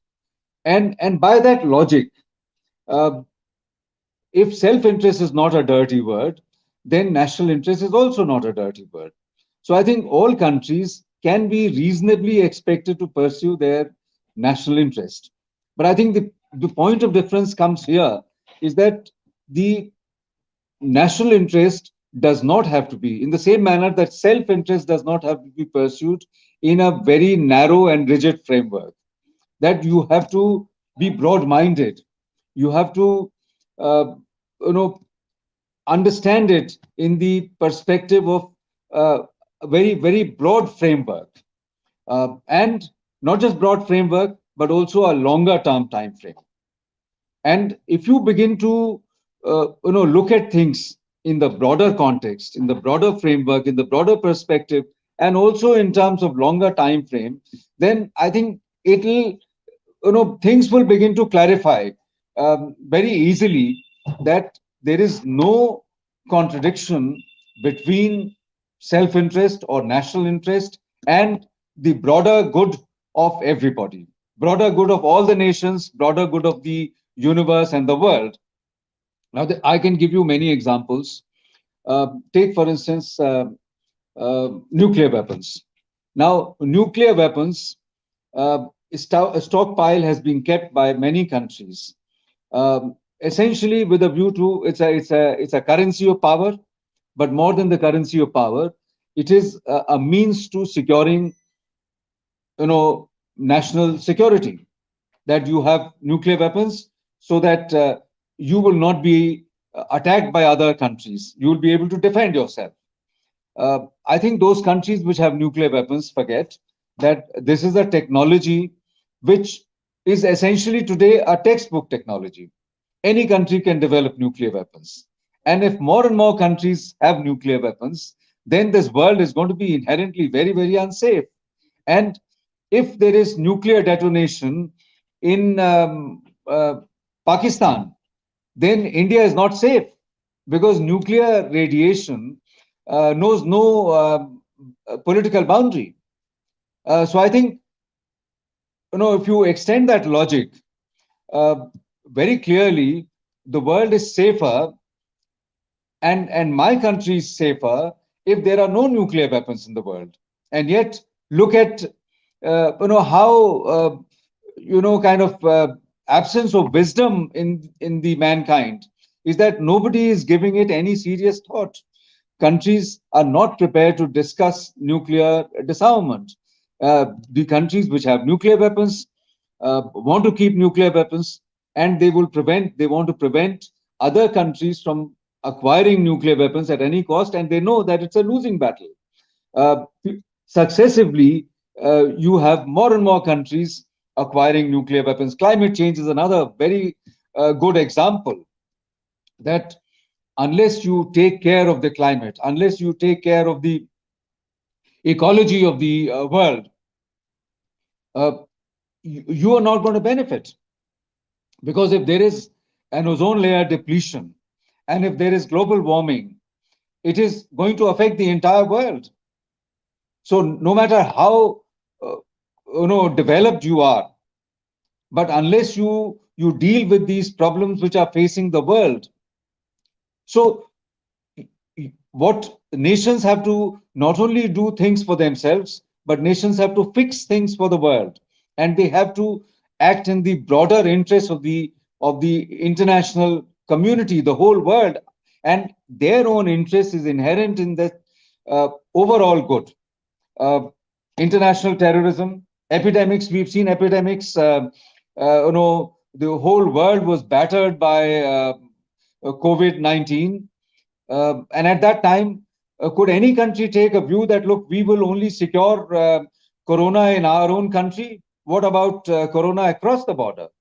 If we somehow get rid of the coronavirus in our own country, and there is corona left in Nepal or Bangladesh, would it not travel back to India? So the point is that there are so many of these difficult areas, difficult issues where it is very clear that we have to act in a broader context. And I have to give you one more example and look at how the broader time frame. We all know that how the conditions were in Afghanistan when it was under Soviet occupation. The big countries were driven by Cold War mentality. America's biggest imperative at that time was to get Soviet Union out of Afghanistan. They tried many means, military means. They exerted all kinds of pressure, didn't work. So what they did, they took the help of Islamic radicals and created a very radical Islamic movement, organizations, provided them funding, provided them arms, and that eventually led to expulsion of the Soviets from Afghanistan. But then those very forces went after the American interest. And I think the biggest tragedy to have ever struck America was caused by those elements. We all know what happened on 11th September 2001. And I don't think that America would wish anything like that to be repeated. So what I'm saying is that you have to look at things in a broader perspective. And when you begin to look at things in broader perspective, we suddenly realize that our good, our interests are not served by merely pursuing our national interest in a narrow perspective, but by also looking at the welfare of the others. Because in the global good, in the community's good, is our good is inherent in that. So I think it is quite clear to me that if we are looking at ushering in harmony and peace in the world, we will have to give up the conventional theories and conventional approaches. Matching force to force, creating a balance of power, rapid acquisition of military hardware, nuclear weapons is not going to lead peace, is not going to lead to harmony, is not going to lead to prosperity and development. And I think, that you have to accept the development of others. And in the development of others lies our broad interest. So with these few words, I'd like to once again thank Dr. Tomar for giving me this opportunity to share some of my thoughts. Thank you very much. Thank you very much, sir. It is heartwarming listening to you. It's a speech by a statesman, and I think you brought practical dimensions, which is more contemporary to yoga, and you gave emphasis to the importance of our common good. You started your speech with power dynamics in the world. You mentioned, then you went to Africa, where you said that Ubuntu is I am because of you. Then you gave emphasis to what is yoga in the world. My good and your good is one. You said that my good is inherent in your good. You mentioned that self-interest and national interest are important things, but they should never be defined in narrow dimensions. You gave emphasis to the broad definition of goodness, like largest goodness to the biggest number of people. You gave example of nuclear disarmament, climate change, corona, and geopolitical situation happened in Afghanistan and USSR and USA, and the impact of it in the times to came. So thank you very much, respected Viren Gupta ji. May I request President European Yoga Federation to extend few words of thanks to him. I only want to thank you from my heart for these very nice words that you spend for us. Thank you so much. Thank you. Thank you. May I request President Project Self USA to extend few words of thank and gratitude towards our chief guest. Sure. Mr. Virendra, and in such a small time, 10 minutes, you covered such a broad topic and put it into perspective. That's a tremendous that is. Thank you so much for your words. Yeah. Thank you. We acknowledge presence of Marco Bianco also. He has also joined, thanking you from Croatia, Viren Gupta ji. Amandio ji is also extending his thanks, and Andre ji is also extending his thanks to you. So 3 continents together thanking you, Viren Gupta ji, for being here today. May I request that before you sign out, we have created a small video for United Consciousness, which is only 1-minute video. Before you sign out, if you can just give us a little bit of attention to that video, the effort made by the creator will be paid off. And then you can sign off for your further work. Thank you. Thank you very much. Thank you. Pranam. Welcome to United Consciousness, where one consciousness, one being, is more than just a belief. It's a movement, a global initiative that unites us all in the pursuit of peace, spiritual wisdom, and universal happiness. It's a global mission that's touching life across continents. If you have ever felt the need for connection, spiritual guidance, or just a sense of belonging, you are in the right place. Welcome to United Consciousness. United Consciousness is not just an organization. It's a living, breathing community dedicated to enhance the holistic well-being of over 3 lakh individuals worldwide. Our mission is simple yet profound. One consciousness, one being. We believe that by connecting with our higher selves and each other, we can live lives filled with purpose, meaning, and fulfillment.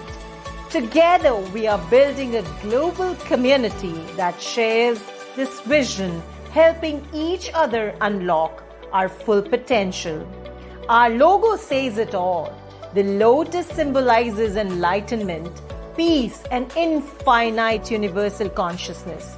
The petals represent all beings in the universe, interconnected and overlapping, signifying our togetherness. And that white essence in the center, it's the one source from which all beings originated. Every detail carries meaning right down to the 14 petals, which reminds us to transcend our limited identities.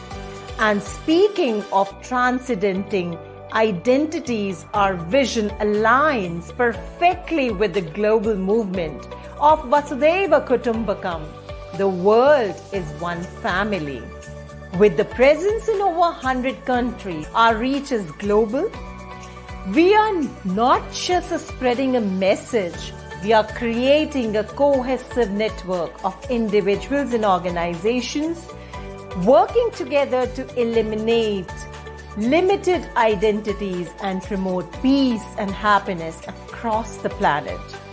But what does joining United Consciousness means to you? It means gaining access to tools and resources that will help you build mental resilience, overcome stress, depression, and anxiety, and elevate your spiritual journey. And that's just the beginning. Our live question and answer sessions with the world-renowned speakers provide you with the opportunity to get all your life questions answered, whether you are seeking spiritual upliftment, emotional intelligence, or simply a community that stands and supports you. United Consciousness is here to help you thrive in this complex world. So why wait? Join us on this transformative journey. Let's create a world where peace and happiness are not just distant ideals, but a tangible reality we can all experience here and now. United consciousness, one being. Together, we can make the difference.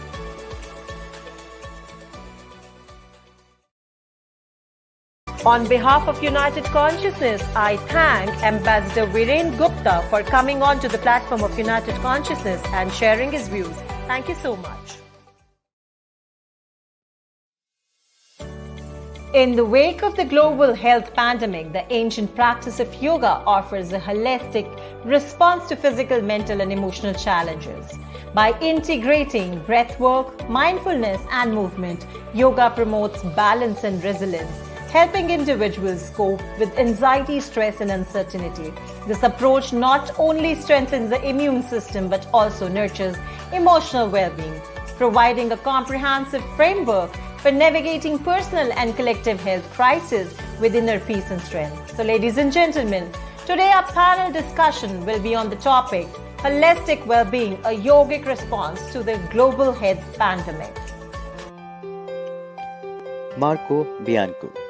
Marco is the advisor for Croatia at the European Yoga Council, member of European Yoga Federation, and international advisor of the World Yoga Council.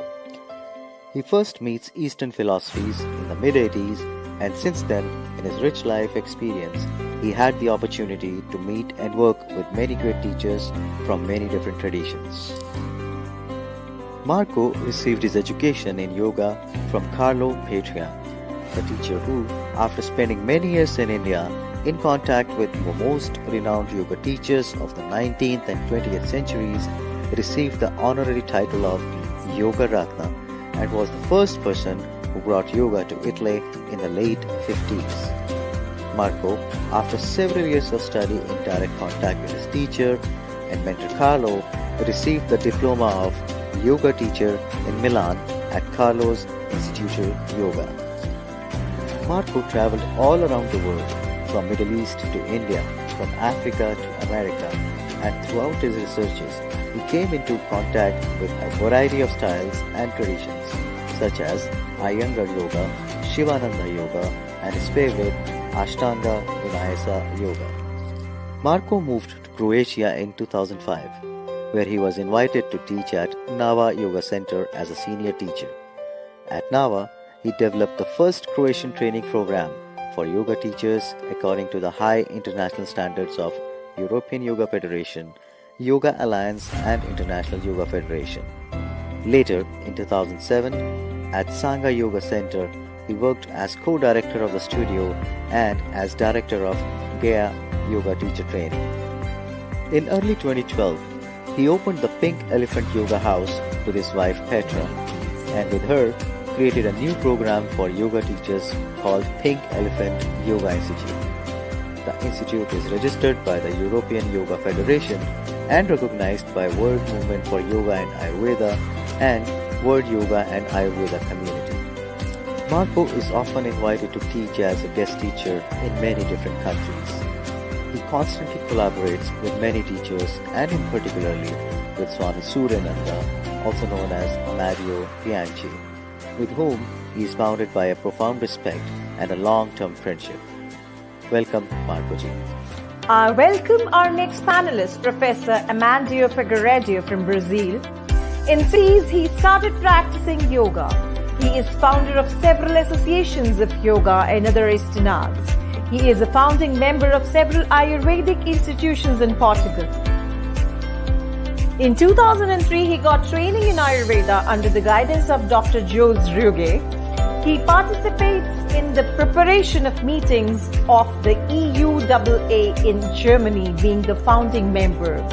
He exercises the clinical practices of Ayurveda in various centers. It is my pleasure to welcome Ms. Giza Franceschelli. She is a yoga teacher and trainer with over 40 years of experience.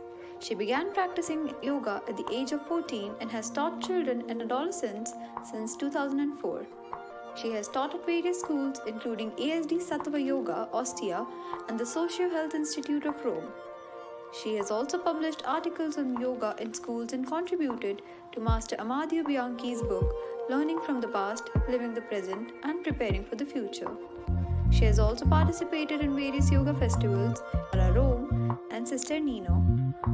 She has also participated in conferences on yoga and Ayurveda, health and wellness, philosophy, science, and psychotherapy. So please put your hands together to welcome Ms. Giza Franceschelli. It's my privilege to welcome and introduce Mr. Vijay Reddy, a distinguished professional in pharmaceutical research, drug discovery and development, currently serving as the Senior Director at QuantX Biosciences in Princeton, New Jersey. His expertise in organic chemistry is backed by a PhD from the Indian Institute of Science, Bangalore.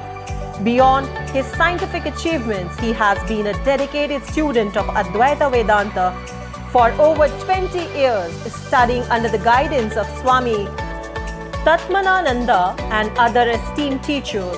As the president of Project Self, he demonstrates a deep commitment to both his professional field and spiritual growth, exemplifying leadership and intellectual curiosity in all his endeavors. So, ladies and gentlemen, please put your hands together to welcome Mr. Vijay Reddy. Today's panel discussion will be moderated by Dr. Vikrant Singh Tobar, convener United Consciousness. Dr. Tomer is an acknowledged trainer, academician, scholar, writer, and a management consultant. He's a freelance trainer and served the cabinet ministers of state, MLAs, police officers, and tycoons of the business world. His aim and objective is universal brotherhood and happiness through harmonizing the knowledge from the ancient scriptures into our lives. So I welcome all our guests for panel discussion.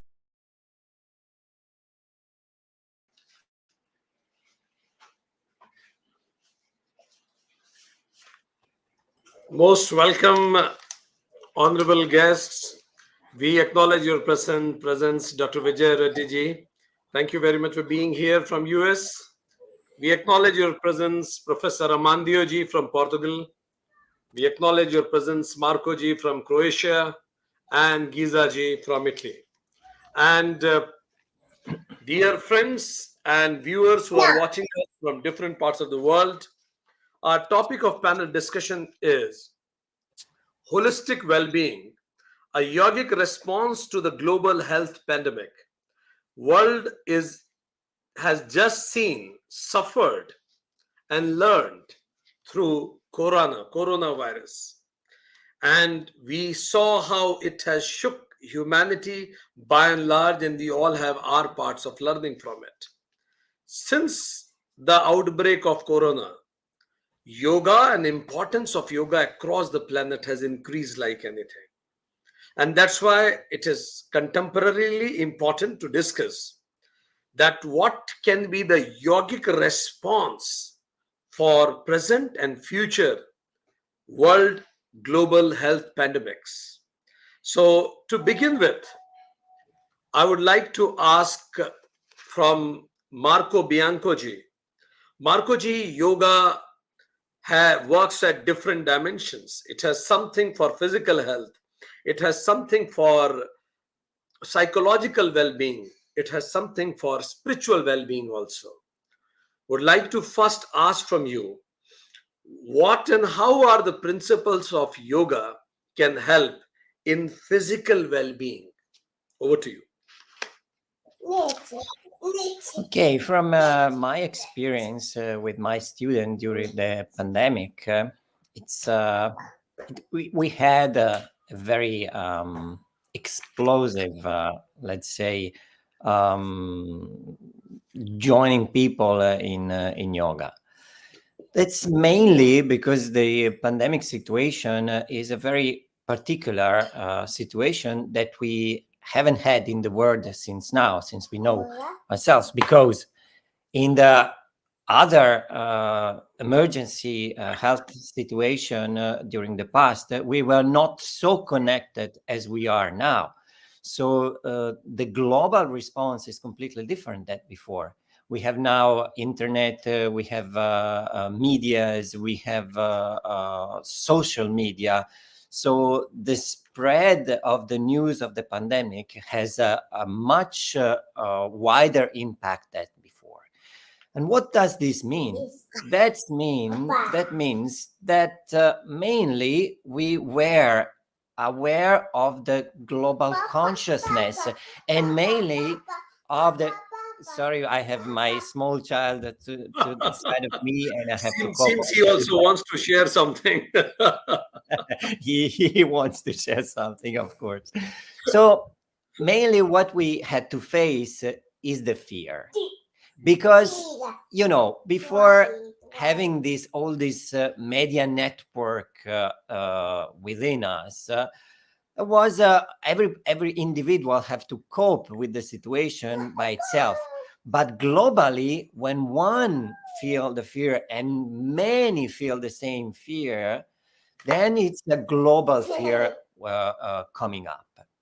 And the fear of death, because it was a deadly dangerous, corona was a deadly dangerous virus. So you know that the fear of that is one of the most the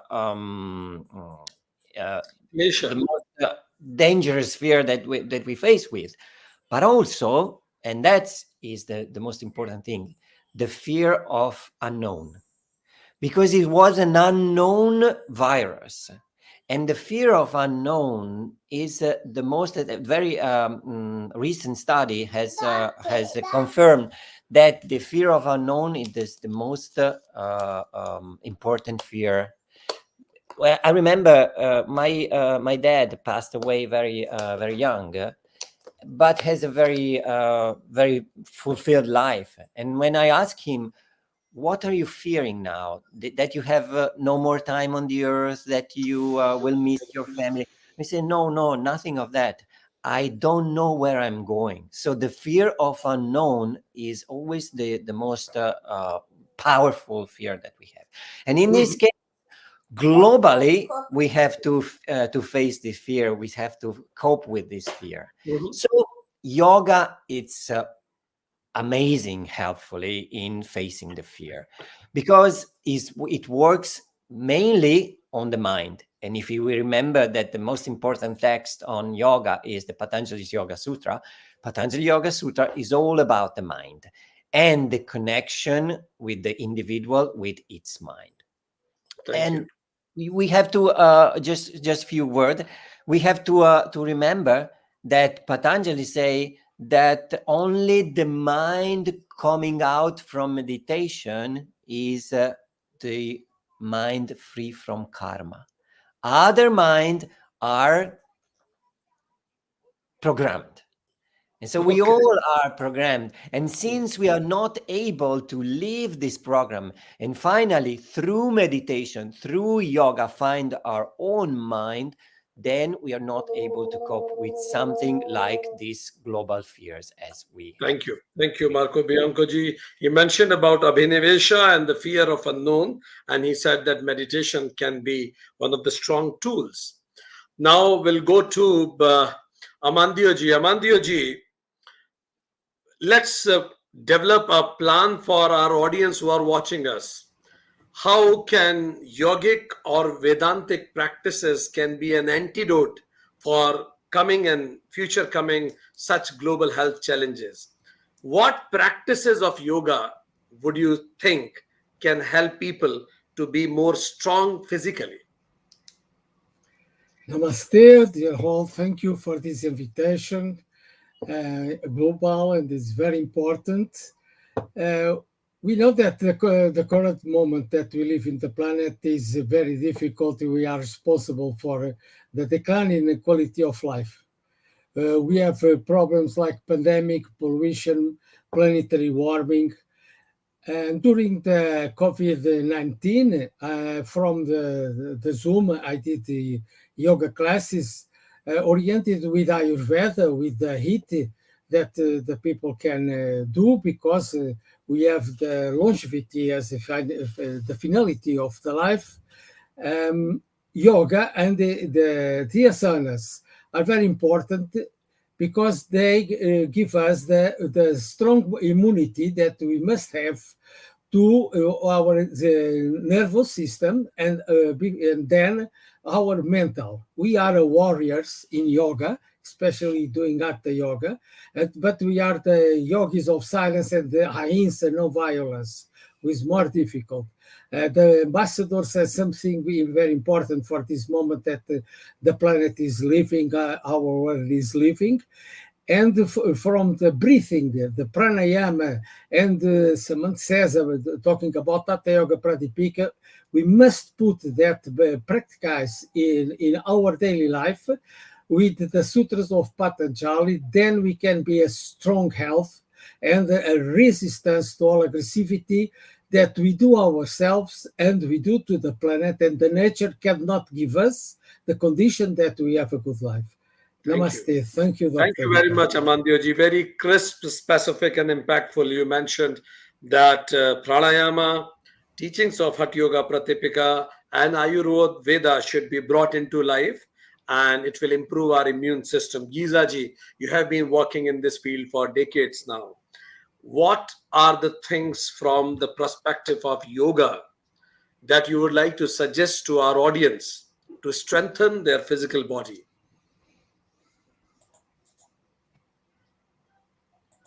Are you unmuted, Gizaji? You are muted, Gizaji.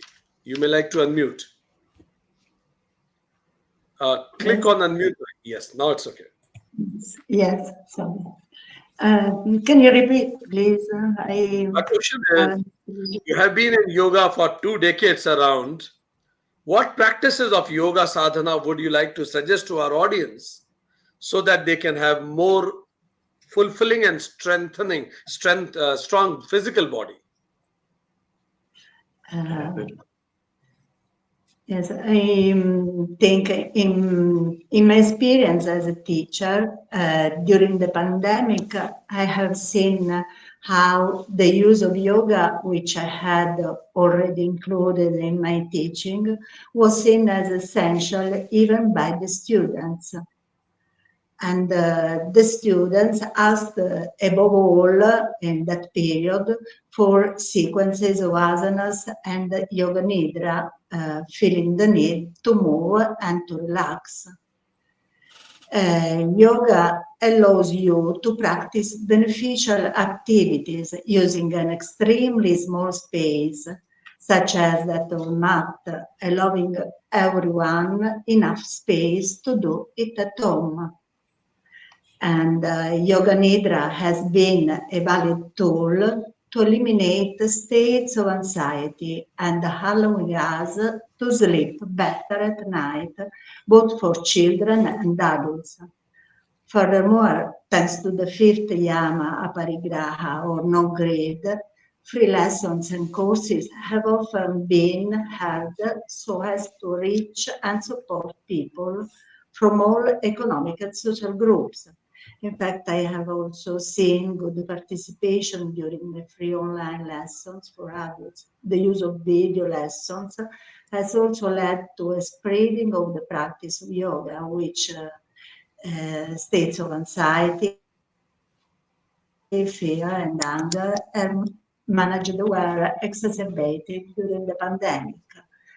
I think that it was very important to relax the people because they were very stressed and with panic attacks. So Yoga Nidra was wonderful in that moment. Thank you. Thank you very much. You mentioned yoga nidra, asana, compassion, meditation, and importance of yamas and niyamas. When you mentioned about yamas and niyamas, I'll go to our friend Vijay Reddy ji. Vijay Reddy ji, you are a student of Vedanta, and Vedanta talks a lot about mind management. During pandemic times, what were you telling to your mind and the mind of the people around you so that it can help them to have a more strong mind to deal with that fearsome situation? Absolutely, absolutely. So the yoga method, these are very holistic, which means that it works through the combination of the asanas, the pranayama, the mindfulness, and most importantly, the ethical guidelines, right? And so one of the yoga principle that is aparigraha, for example, it helps to develop coping skill. That apagriha is the non-attachment, it's non-possessiveness, taking minimal to ourselves, that is. So this can help develop individuals develop coping with a loss of control often felt during the crisis, either COVID or life crisis, in any situation for that matter. And similarly, the other yoga principle, ahimsa, that is non-violence, for example, it promotes compassion towards oneself and others. This can inspire kindness, empathy towards those affected, that is. So non-violence means it's not only in action, but is also in words, how not to hurt others, and also in thinking even, right? Not to develop that is a harmful thoughts. It also hurts the self, actually, whoever generated this kind of thoughts, right? So developing this kind of aparigraha, ahimsa, and the other yamas and niyamas certainly can help other people develop the skills, the coping skills, so that you can put up in these very difficult situations. Thank you very much. Vijay Reddy ji gave emphasis to some of the important yamas and niyamas, as he mentioned about aparigraha, minimalism, non-possessiveness, ahimsa, and ability to cultivate right thoughts. Marco Bianco ji, is it that easy to cultivate right thoughts in difficult times? When times go wrong, how can I think right? Can you suggest us some methods which work for you or which work for the people around you during those difficult times? How to think straight when things are going straight? Yes. Try to work directly on our mind is not really possible. So if we want to stop a thought, we are not thinking, stop this thought. We have to work with other tools that are connected with the mind. And I think that the breath work here is playing a very important role. The mind is also connected with the emotions, and the breath is directly connected with emotions. So when we have fear, we breathe in a particular way. When we meditate, we breathe in a completely other way. So actually, when we meditate, the breath almost stops. And when the breath stops, also the thoughts are stopping. So it's very important to learn how to breathe correctly. And here the pranayama work is very important. There are many different techniques. And the people have a disposition, something that is very broad and very, in a way, complex, but very easy to practice. So to start with practice pranayama is very important during this time when the mind is not able to be stopped with other tools that are common tools that people has not at disposition. But with pranayama, I think is the best way now to calm our mind, and then it's of course a very important tool of yoga. Thank you very much, Marco ji. I think the child behind you has started doing pranayama already, Brahmari pranayama. So nice to see that he's already engaged in our discussion. So, as Marco Bianco ji mentioned about breath work is an important tool because mind and breath are twins. If you can't control your mind, at least start with your breath and it will help you to control. Amandyo ji, you also mentioned about many techniques mentioned in Ayurveda and techniques mentioned in Yoga Sutra. What are the techniques which work for you for mind control, mind management? It may come from any discipline which you would like to suggest to our audience. Thank you. There are the experience can tell us because yoga is an holistic based health. We can know the effect of what we eat in the mind. It's called prabhava. And then we know that when we have one of the nostrils working, that they change the mind, they change our way of action and our way of thinking. Then when we do the state of meditation, after all the 8 branches of yoga, Astanga yoga, that can step by step until that we unite in samadhi, this movement, we can, I tell to my people that in a little class of 1 hour, at the end, we are different from the beginning, as we want or not, because the nervous system and the breathing change it. And then we can observe that our mind, that what can happen in the mind, we can observe without aggressivity and without fear, as Marco says. And the fear is the very important, that the breath can help, and the good hit what we hit, it's very important. Thank you again. Thank you. So Amandyo ji just wanted to ask a counter question. If I'm stressed, which nostril should I breathe from? If I'm stressed, the left. If I'm in stress, which nostril you suggest I should try to breathe from? In stress, the left nostril. Because it works as the pacifiers, the Chandra energy prana, and then we pacify. Thank you And very if you much. want to, if you are sleeping too much, you try Suryana and the nostril, the right nostril, to wake up, and for yourself and for the others. Get up, go for right nostril. Okay. Yeah. Thank you very much. Patanjali and Hatha Yoga Pradipika says it. Thank you. It works. Fine. Giza ji, Because I Huh? do it in my yoga therapy sections. Namaste. So Amandioji mentioned if you are stressed, go for left nostril breathing. It will pacify you with your Chandra Nadi getting active. So Giza ji, you mentioned Yoga Nidra. Would you like to mention a couple of more tips how to be more balanced in the mind when I face adversity? I think that in Yoga Nidra, with Yoga Nidra, we can relax our mind and we can contribute to become a resilience in our state of mind because it can it can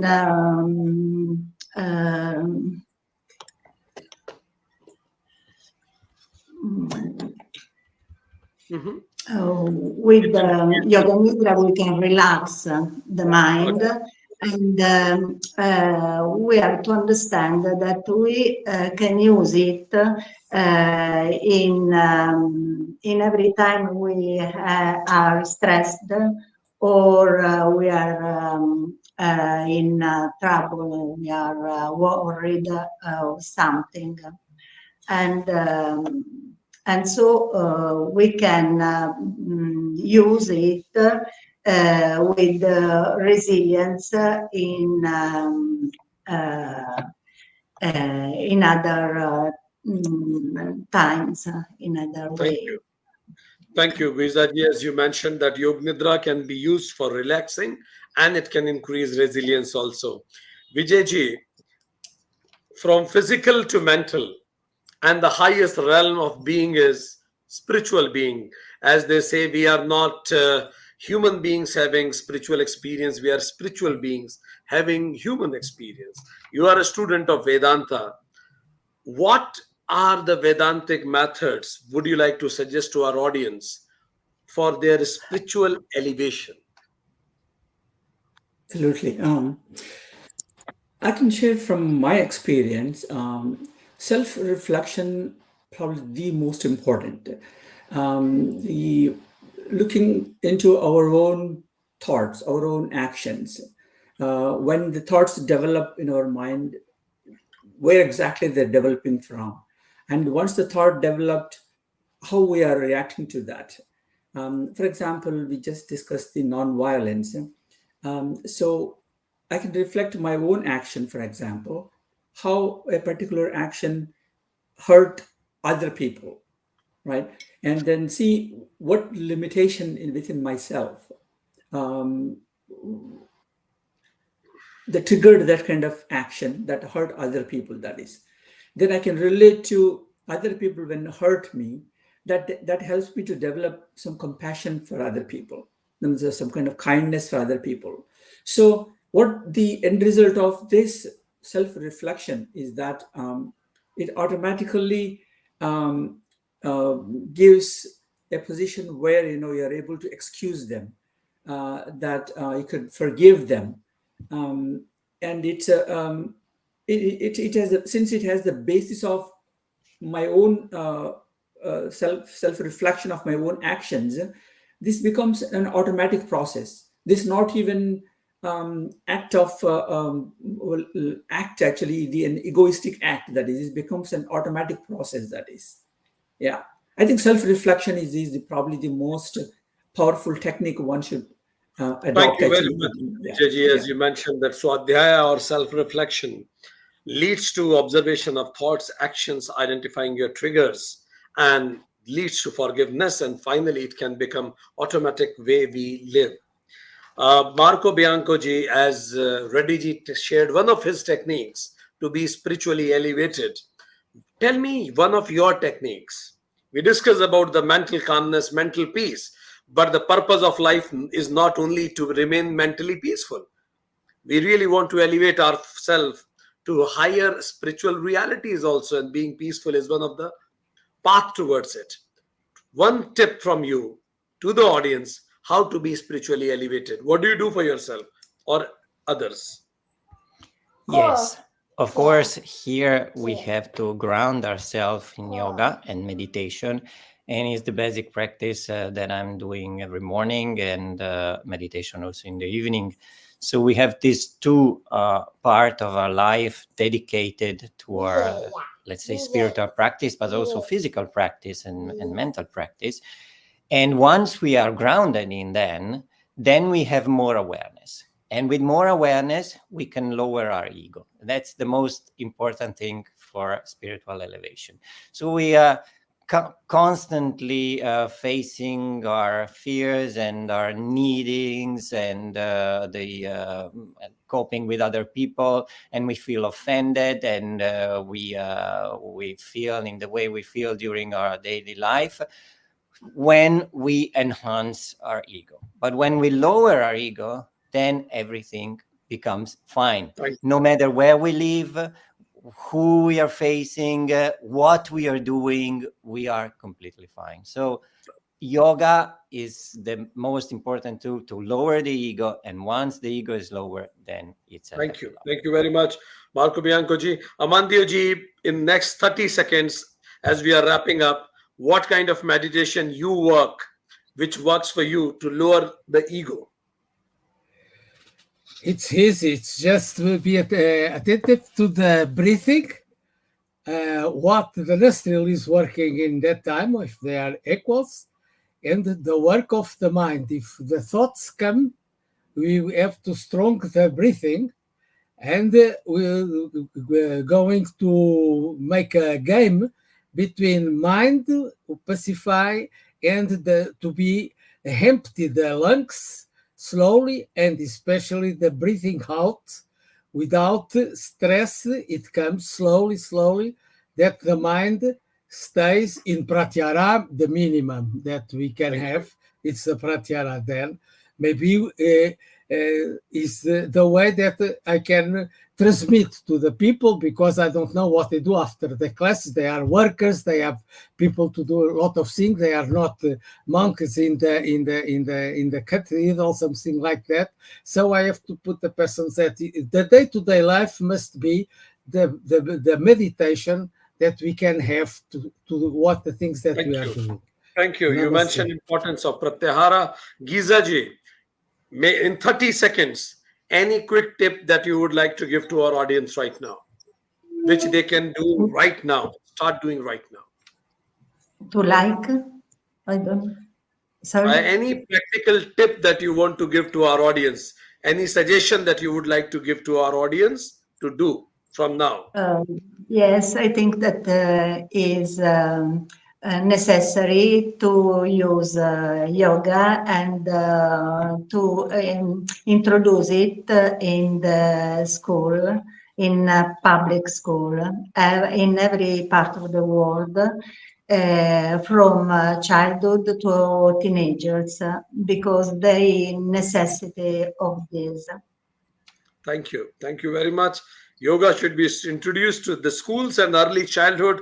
Vijayji, in 30 seconds, one more suggestion. You last time spoke about Swadhyaya. Any other particular suggestion you would like to give? 30 seconds. Yeah, other one is that I would like to must find 10 minutes, at least 10 minutes, sit quietly in their own favorite place every single day. This practice of just simply sitting for 10 minutes every day, quietly, focusing on whatever they are interested in, any object of their interest, could tremendously transform one's life. That I can say that based on my own experience, I can say that. Perfect. Thank you very much, respected guests from all different parts of the world. We have people from 3 continents seated over here right now. Audience who are watching and who will be watching us from all 6 continents. We discussed upon how during difficult times, yoga can respond to the global health pandemic. Marco Biancoji said that Abhinivesha is a big fear, it is a big klesha, and meditation and mind management is the way out. He mentioned about the importance of breath work. Whenever mind gets defocused, start focusing on your breath. Whenever you fear, whenever you meditate, breath operates differently. So pranayama is a strong method. He said that being grounded is very much important. Be aware of your actions all day long. Which are the actions which are pro-ego and which are the actions which are making you humble. When you become aware of it, it really helps you. Amandioji said that go for Ayurveda. Because when when you follow Ayurveda, it increases your immune system. He mentioned about importance of pranayama. He first told us to follow Hatha Yoga Pradipika. He said whenever you are stressed, breathe from your left nostril, because Chandra Nadi will make you pacify. She said that it is very much important for us to follow Pratyahara.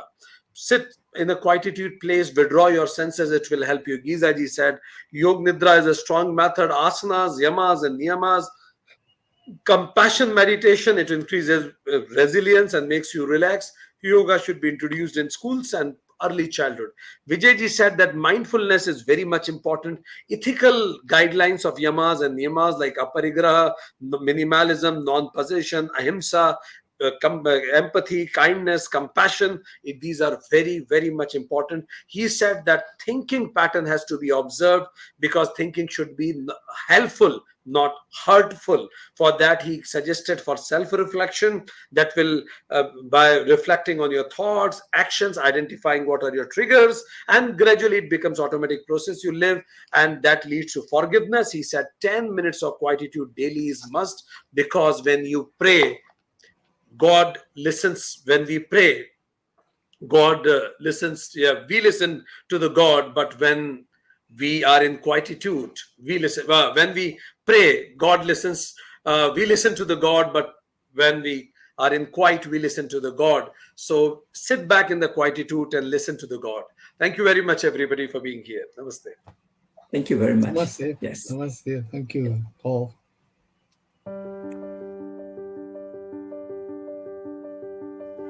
I'm feeling grateful to welcome our next guest, who is spraying love in all directions and awakening people for realizing the true meaning of inner peace. She is Ms. Amy Bless You, Mahamandleshwar Pandit Yoga Charani Swami Gayatri Devi. She's a Yoga Paripurna School Master and UPF Ambassador for Peace recognized by UN, received honorary doctorate by Techno India University, and elected as advisor of this university.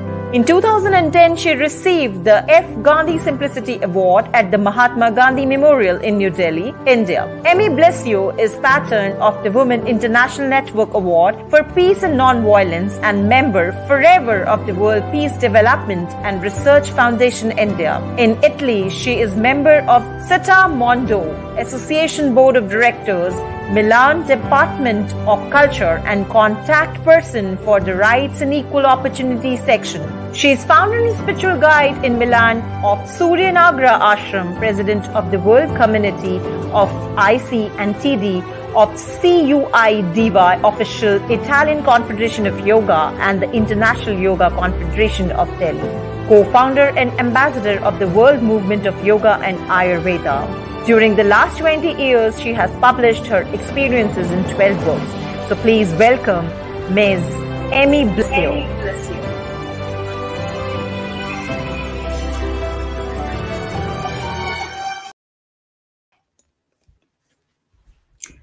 Most welcome, Amy ji. We are glad that we will listen to you again. And the topic is women's spirituality, rediscovering divine feminine energy. Who can justify with this topic more than you? Most welcome. Thank you. Thank you. Namaste. Pranam.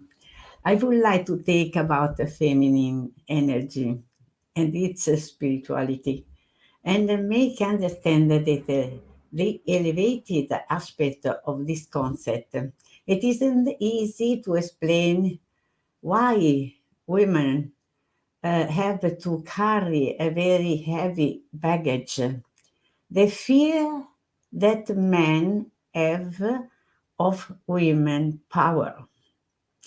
Women have a great and powerful energy due precisely to the fact of being women, mother, and pillars of the family. Energy that they must have for the fact of being a woman, matrix of life. Women also perceive the meaning of yoga. Talking about a spiritual aspect is giving more space, more breadth to the intrinsic meaning of the same word yoga, which means union. So I will explain how important the feminine spiritual energy is, that unites and doesn't divide. It is embarrassing for me as a woman to explain the importance of the women and the essence of the value of women. But I have received this request and I will try to take the opportunity to explain the true feminine value. My story in yoga begins from more than half a century ago. At the time, it was rare to find a yoga school, but there were a guru who mostly came from India, who teaching yoga, the union with the supreme self. Now, instead, yoga is proposed in every place of the planet, and there are more women who practice it. Unfortunately, the greatest attention is dedicated to physical yoga and sometimes even to gymnastic competition. I personally don't like very much the gymnastic concept of yoga, but if you try to think, for example, that this exclusively physical practice that could have also an important action that work on the body to silence it. It can be, at the end, a good practice too, which is sometimes used to avoid the disturb of the mind. It is difficult to try to make the point on the spirituality, even if now, in the last half century, yoga has involved the female gender, as also in this argument. The woman, spiritually in yoga, is deeply connected to their intrinsic nature, to their ability of connection and intuition, their empathy and sensitivity to the natural cycle of life. It is a path that inspires authenticity and expression of the self, allowing women to explore and embrace their powerful inner strength and their ancestral wisdom, even if reach deep spiritual level is an individual and subjective process. Yogic tradition and practice offer tools and paths that can facilitate and support this spiritual search. I believe that the feminine approach is very important.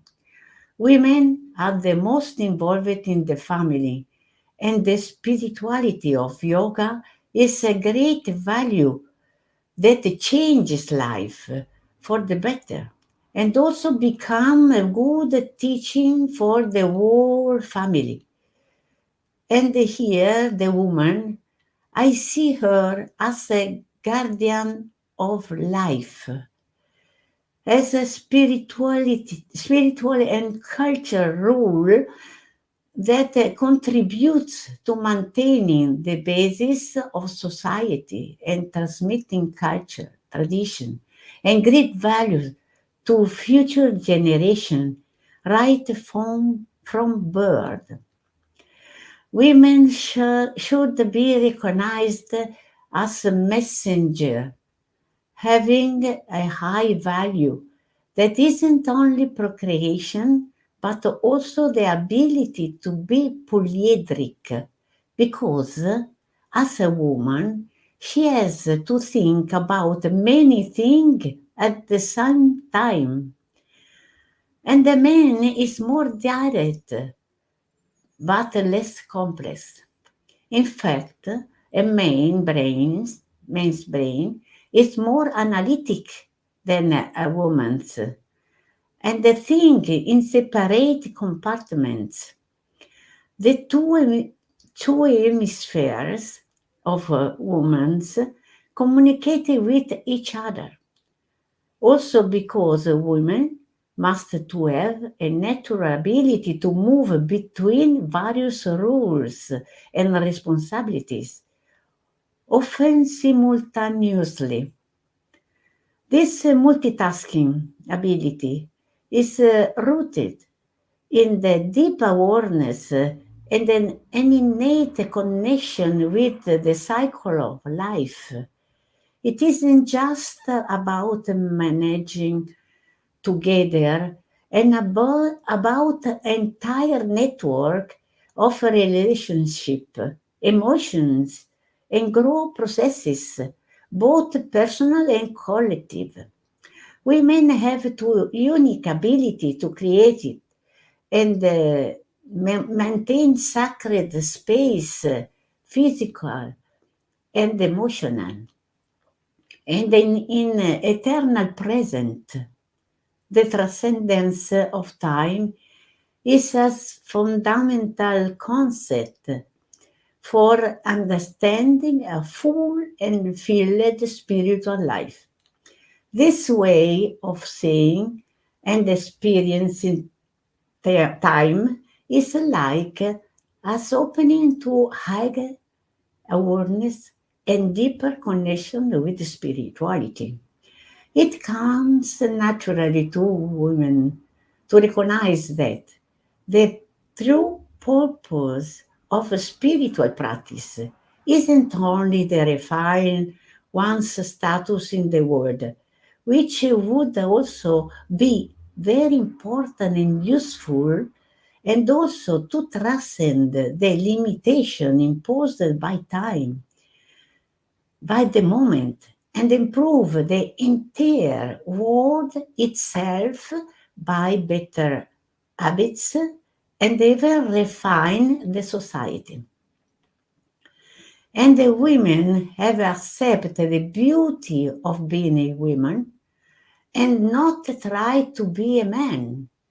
A sage told about women when wanting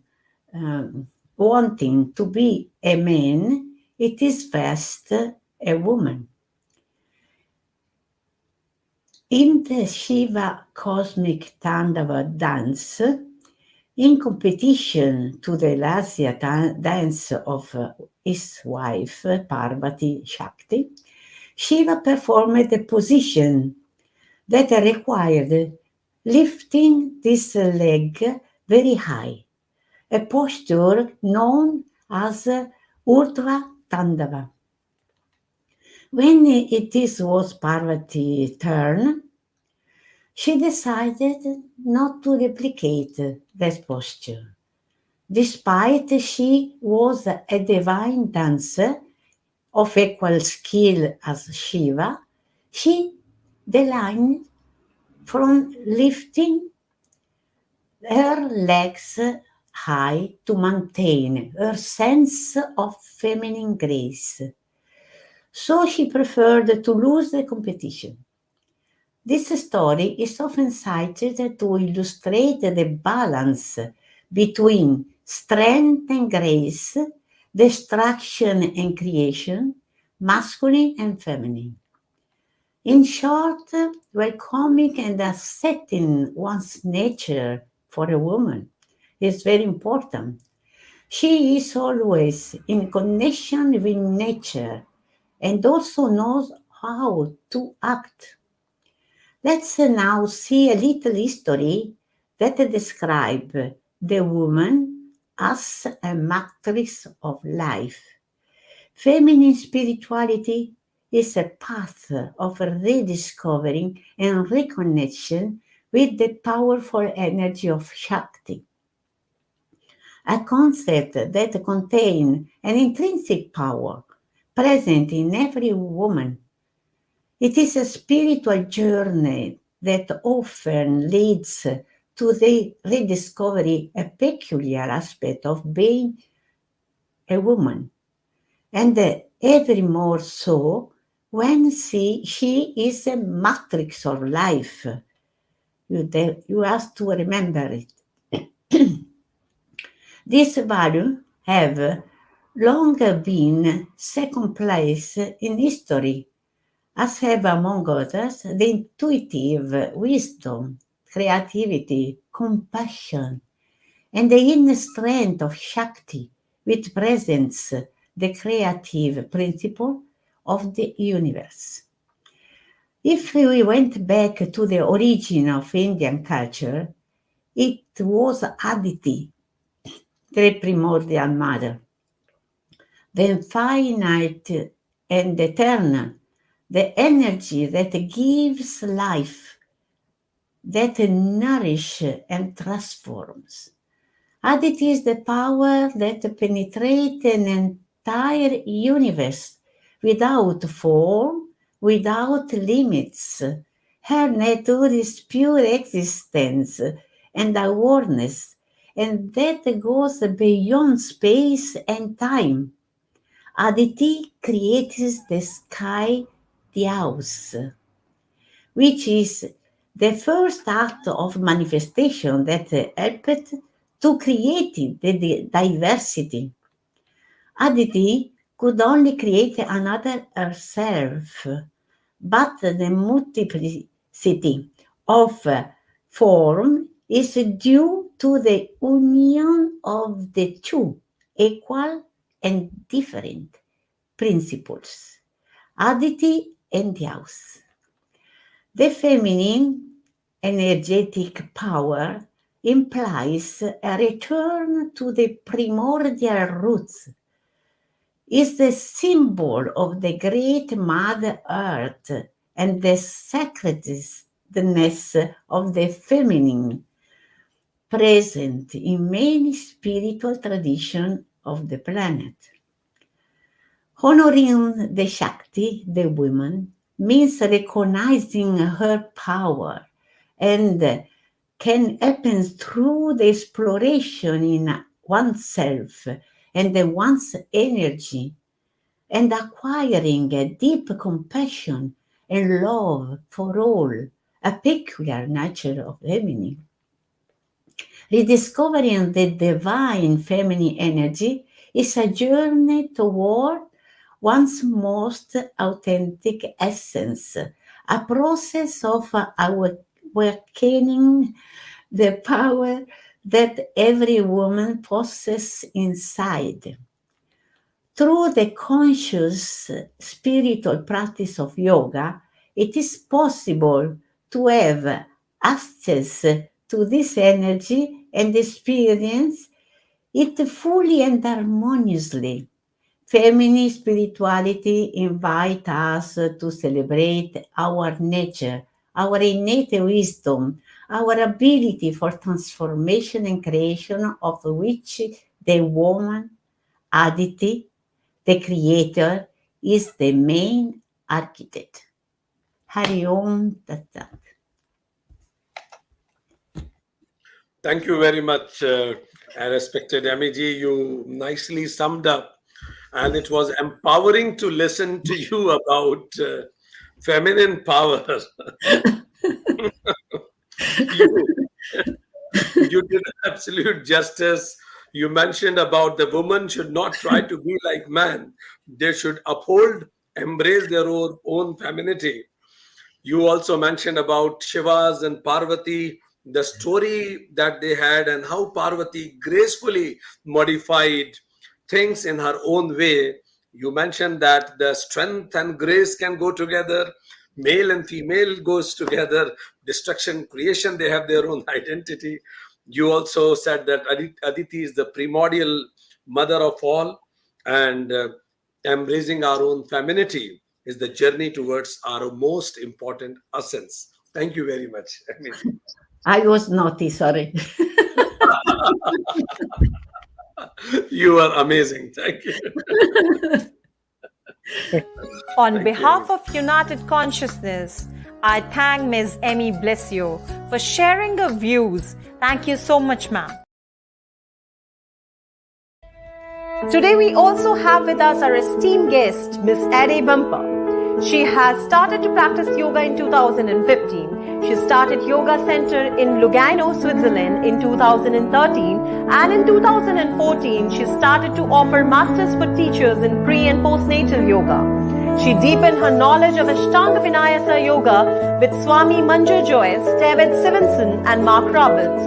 In 2018, she started an Anusara teachers training with S.K. Fisher. She also had an intensive meditation program with Andre Boni, Yoga Therapeutic Wisdom with Doc Keller, study of Bhagavad Gita with Mil Mahoney, Restorative Yoga with Anna Ashby. In 2021, has the honor of being assigned to the Swiss representative of the international organization, the European Yoga Federation.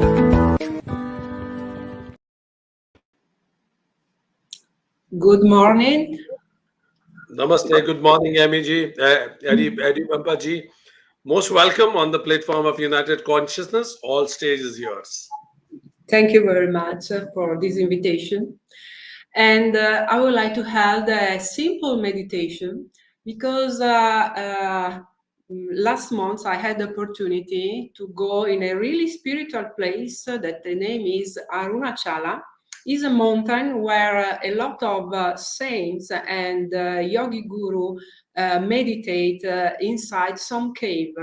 The last one was Ramana Maharishi, and I had the opportunity to meditate inside this cave, a cave that is, let's say, 1 meter for 1 meter.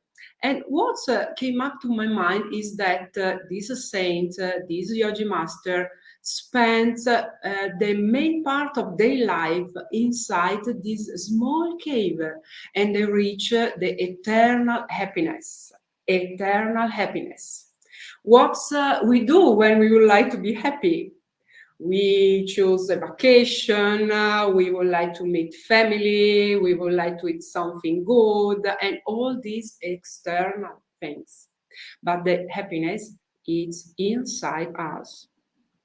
So, what's to say, Ramana Maharishi? Say that when you do these external things, for some moments, for instance, you lose your ego, you lose your attachment, you just be in the moment without any thoughts, without any desire, and so the treasury that you have inside came up, that is the peace and happiness. And when you start to have a desire and ego and all this stuff, this treasury close inside you. So now with this meditation, we would like to go inside us to find this treasury. It's a simple meditation connected with our body, this beautiful manifestation of our being or our soul. So take a comfortable seat and open up side by side your butt cheeks, straighten your column, your back, and be sure that your head and your sacrum are in line. And then you can also put your hands on the top of your thigh and give a nice stretch of your body, and then relax completely. You can hold the mudra, and I suggest you the Jnana mudra, the mudra of knowledge, to waking up our internal knowledge, our internal consciousness. So Index finger and thumb together, straighten the other fingers and put on your thigh, on your knee. And then slowly close your eyes and start to inhabit your body. So not just close your eyes, but also inhabit your body. Feel your body. Feel your foot that touch the ground. Feel your legs. Feel your body, your shoulders, your arms. Feel your head. Be your body. And as soon as you inhabit your body, imagine to have a pen and to design your body starting from the top of your head, going down slowly. Design the profile of your body with an imaginary pen.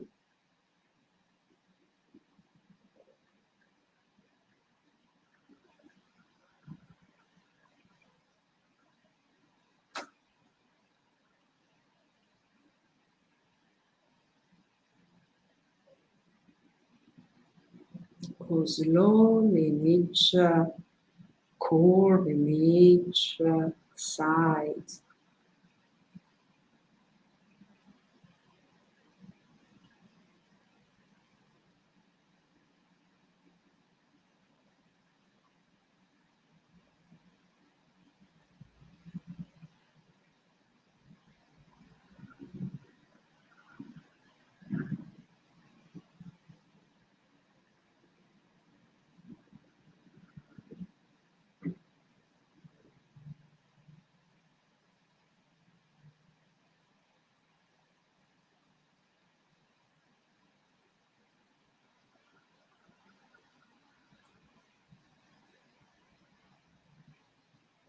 As soon as you design your body, you are more awake of your body, of your skin that cover your body, and start to soften your skin. Like your skin would like to hug your internal muscles. Relax your skin like it would like to hug, embrace your internal muscles.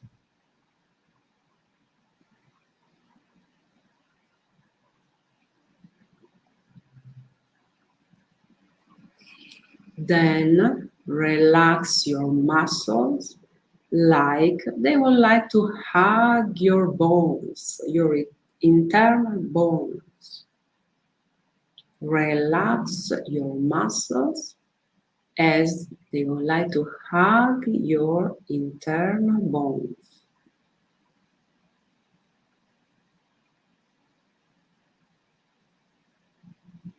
Relax your bones like they would like to go in the middle of the bones.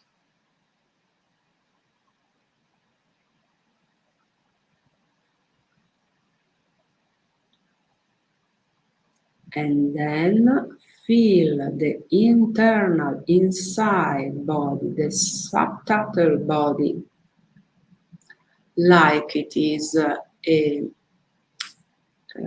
like water that moves inside your body. Feel your internal body, inner body, subtotal body, prana body.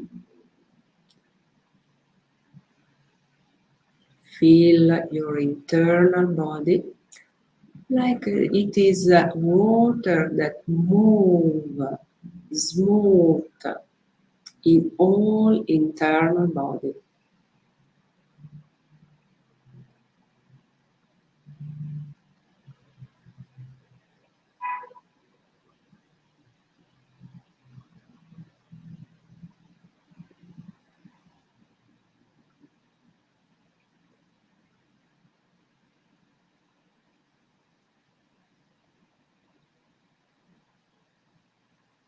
Now feel like a column of lights of prana that is in the middle of your body, from the top of your head to your pelvis. Feel this column of lights and feel that the prana, the inner body of this column, with the inhalation go down from the top of the head to the pelvis, and with the exhalation go up from the pelvis to the top of the head.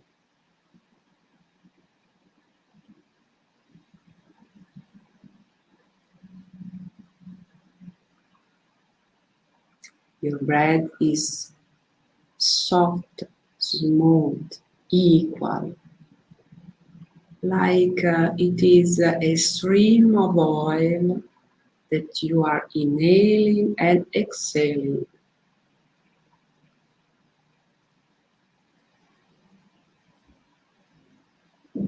And feel this column of lights when you breathe in the head to the pelvis floor. And when you exhale from the pelvic floor to the top of the head.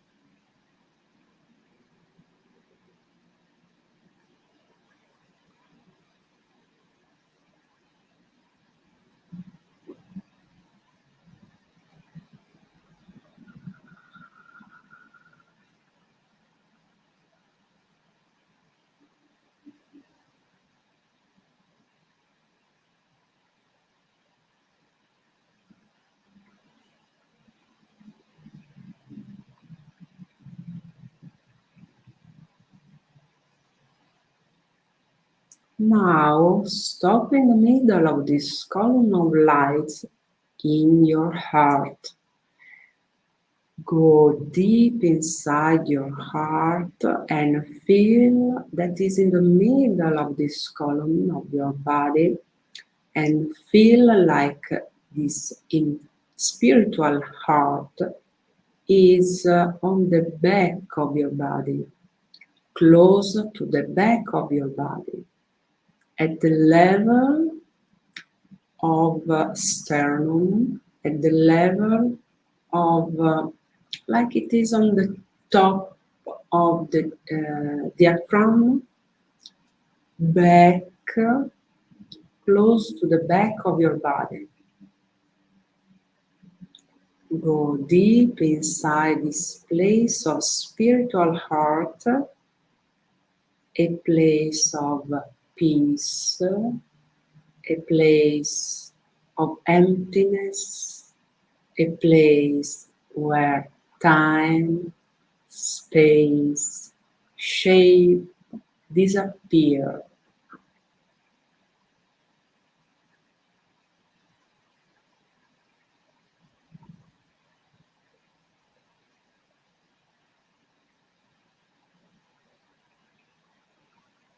And believe that in the inner spiritual heart, from the peace came up the happiness that spring from there in the full body, in the full life, in your mind, body, emotion,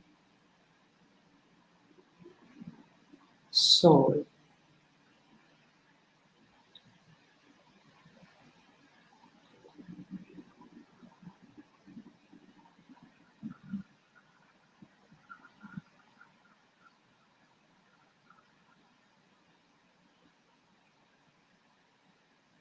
In this place, you are protected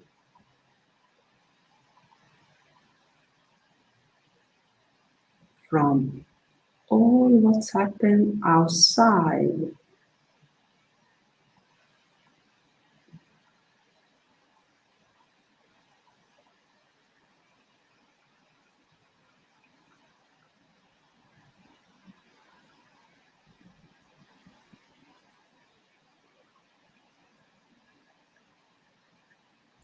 Feel the peace and the happiness that spread out from the spiritual heart. And if your mind go around, don't worry. Feel like it is a friend that you invite again inside your body, and you invite again to relax your skin, your muscle, your bones inside your body. You feel the energy inside your prana moving. You feel the column of lights from the top of the head to the pelvic floor. And when you inhale, and from the pelvic floor to the head when you exhale. And then stop in the middle to your heart and go back, close to your back, your column, in the middle of your sternum. And feel the place of your inner spiritual heart, a place of peace, and where from this peace the happiness spread out.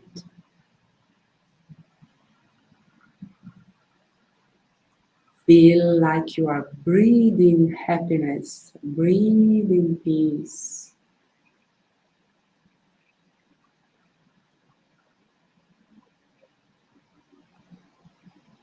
There is no other place where you need to be.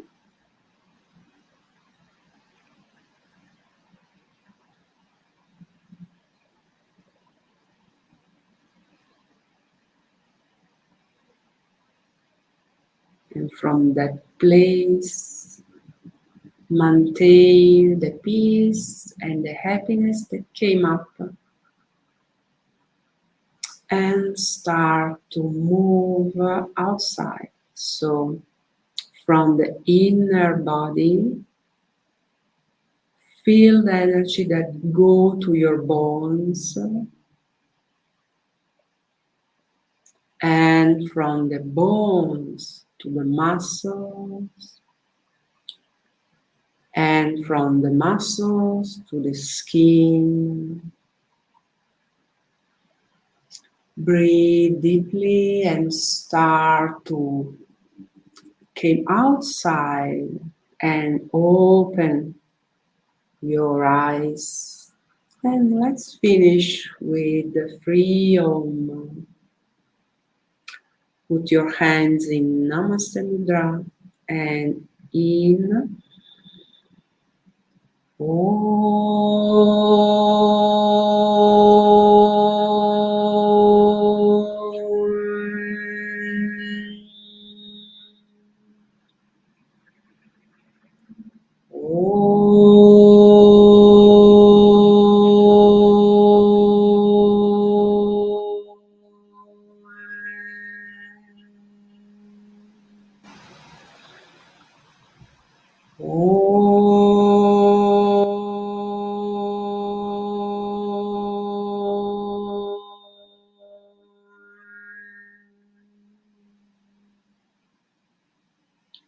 Namaste. Namaste. May I invite Swamiji and other guests from the Federation to thank Amy Adibampa ji. Thank you very much. We have Amy ji here. We have Baba Adnan ji. We have Molto tesa, io te l'ho scritto subito già quando here. Thank you very much. Amandio ji is here. Thank you, Iji ji. Thank you very much to everybody and for this organization. Thank you. Thank you very much. On behalf of United Consciousness. May I request all the guests to be here to welcome Baba Adnan ji after his proper introduction. Thank you very much. On behalf of United Consciousness, I thank Ms. Eddie Bumper for coming onto the platform of United Consciousness. Our next guest is Yogi Baba Adnan Ananda Siddhi Viho Kabuk from Turkey. The cultural richness of his homeland nourished his soul and his life journey through matching the logical aspects of the Occident with the emotional aspects of the Orient. He attended many training programs and learning yoga from various teachers, healers, gurus and masters all over India and in the Far East. In 1996, he started to teach yoga in Istanbul and founded a yoga school which he named after one of his gurus, Siddha Ashram Yoga Center. He has his ashram in the Taurus Mountains of Alanaya and Antalya, Turkey, where he teaches classical spiritual yoga. Other than teacher training programs, he also hosts yoga purification camps in his ashram. He has his autobiography by the name Without Disturbing the Silence, The Life Adventure of a Mesopotamian Yogi, published in 2008.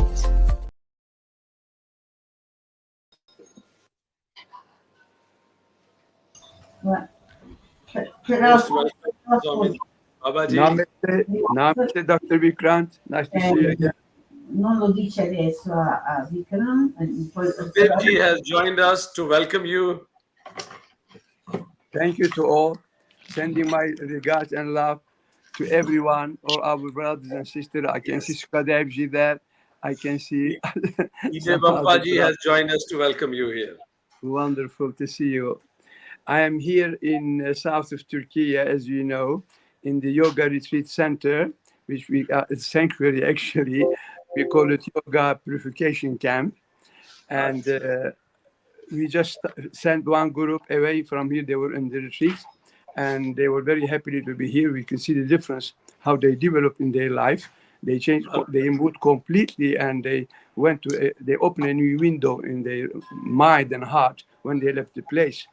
And that was really what we meant. And this is the target of the retreat of Yoga Purification Camp. Thank God we're achieving that with a sincere work.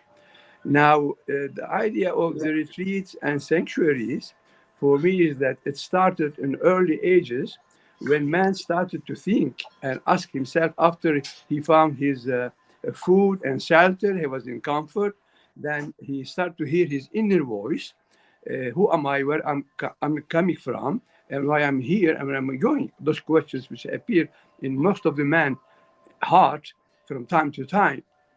So most of the men who get this message, they were so involved in worldly life, so they just passed it away and didn't think anymore about it. But some of the men were a courageous man, brave man, who were more adventurous character.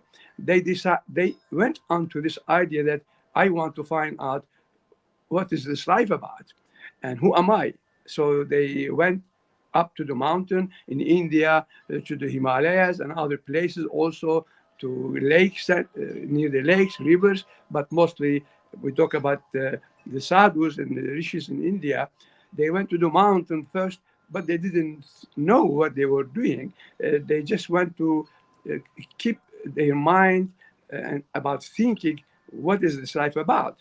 So when they went to the mountain, there was very little food. They couldn't find hardly food. Sometimes, maybe from the village, a little rice. The air was pure, completely clean air with all the oxygen, and there was nobody to speak to. And the water was from the waterfall, so it was a complete purification retreat for them, and they didn't think about it.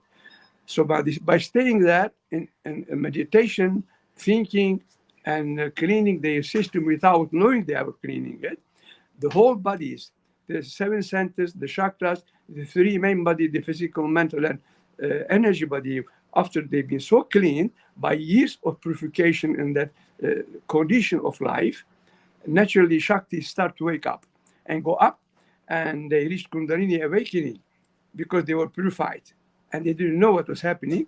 When this happened and they they reached the the universal consciousness, from personal to universal consciousness. They reached the knowledge and they realized who they were. After that, when they become we call them rishis that time, And the people heard about this master, that this man knows everything, or he's very special person, wisdom, who has a lot of wisdom. We better go and stay with him and learn about the wisdom of life. So when they get permission from the master, they can stay with him for some times. And that was the first Gurukula system born. So they started as a Gurukula system, but it was really the retreats. There was a yoga retreat center, but it was a Gurukula system at that time. And by the time, involving all this seeking and realizing, and so of course, also Ayurveda system born. By seeking after health and staying in retreat centers, man start to realize that he need to purify his physical body from the beginning. So the Ayurveda was born. And then the retreats and sanctuary centers start to born slowly around India and other places. But first, it was the idea that people will seek to be quiet, to be able to be alone. So there was nobody to involve in their mind, because when a person is in complete sanctuary in a retreat, usually there is no people to talk to. I'm talking about the first time of the rishis in the mountain. There's nobody to talk to. There's no time to gossip to somebody. There's no gossiping. So the mind was completely free. The mind became so empty, so they were so purified. So the energy body, so the physical body, and that was the big chance for Shakti to be awakened. So from that time, life continues. And then in the world today, in modern time, most of the people, of course, because we are more visual, man went on more physical life, ordinary man. So the physical centers arrived, like detox center. We call them detox center. So people like to detox their body to become healthier. So many detox centers appeared, which was okay and good, because we need people to be physically healthy also. But that is not enough, of course. Now we realize that for a man to be healthy, he has to be completely healthy in the 7 bodies, all the shaktas, but mainly mental, physical, and energy body. We call 3 bodies sometimes, has to be purified. For that purpose, now as we realize that the ashrams, in fact, ashrams are a perfect retreat center and sanctuary places for purification. Because if there is no purification in all the bodies, man cannot reach enlightenment. So now, luckily, there's a lot of ashrams in the world, from India, from other countries, any country, all the countries have ashrams now. And all the ashrams are actually yoga purification camps. They are retreats, they are sanctuaries, because this is the aim of man, to purify, to understand, to realize, to be aware of life, and to know who he is. So the perfect sanctuaries and retreat center for me is ashrams. So that's why I keep telling my students, the best life for man today is ashram life. So if you have time, go and stay in one ashram, and when you want to change the mood or the master or the place, go to another ashram. But travel for a while from ashram to ashram and see the differences and see in you what is suitable for you, to realize who you are, what tendency you are, for what type of believing or not believing, but ashram, like is it bhakti, is it jnana, is it karma, which way is more suitable for you, and continue to go on that path, and that you will be more awakened, you will be more realized. So really, the best sanctuaries and retreat centers are ashram today. And today, of course, as I am mentioning from the beginning, that now I am in the a small mini ashram, we call it here, Siddha Ashram. It is a real sanctuary, real yoga retreat. It is completely what we are mentioning, and that is the best way of reaching spirituality and go to inner peace, to renew inner peace. So, and also, because the whole world now has so much information, by online internet and so. And people are all traveling a lot. There are many people on the path, which is the first time in the history, because in the past there was one master here, maybe one master there or there. But now there is millions of people, if not millions, but maybe thousands of people on the path seeking about who they are and what is the secret of life. And thank God, this can bring our new age, because we are still in Kali Yuga, and there is dark forces ruling the world, as we all know. And the only way that we can press the dark forces and bring the light up to the society, to the world, to the life, that we can expand all the number of the people, the seekers in the world. So we need more retreat centers, and particularly yoga retreat centers, sanctuaries, which we are, all of us, involved in, meditation centers, and etc. And this is the only hope I see for the world.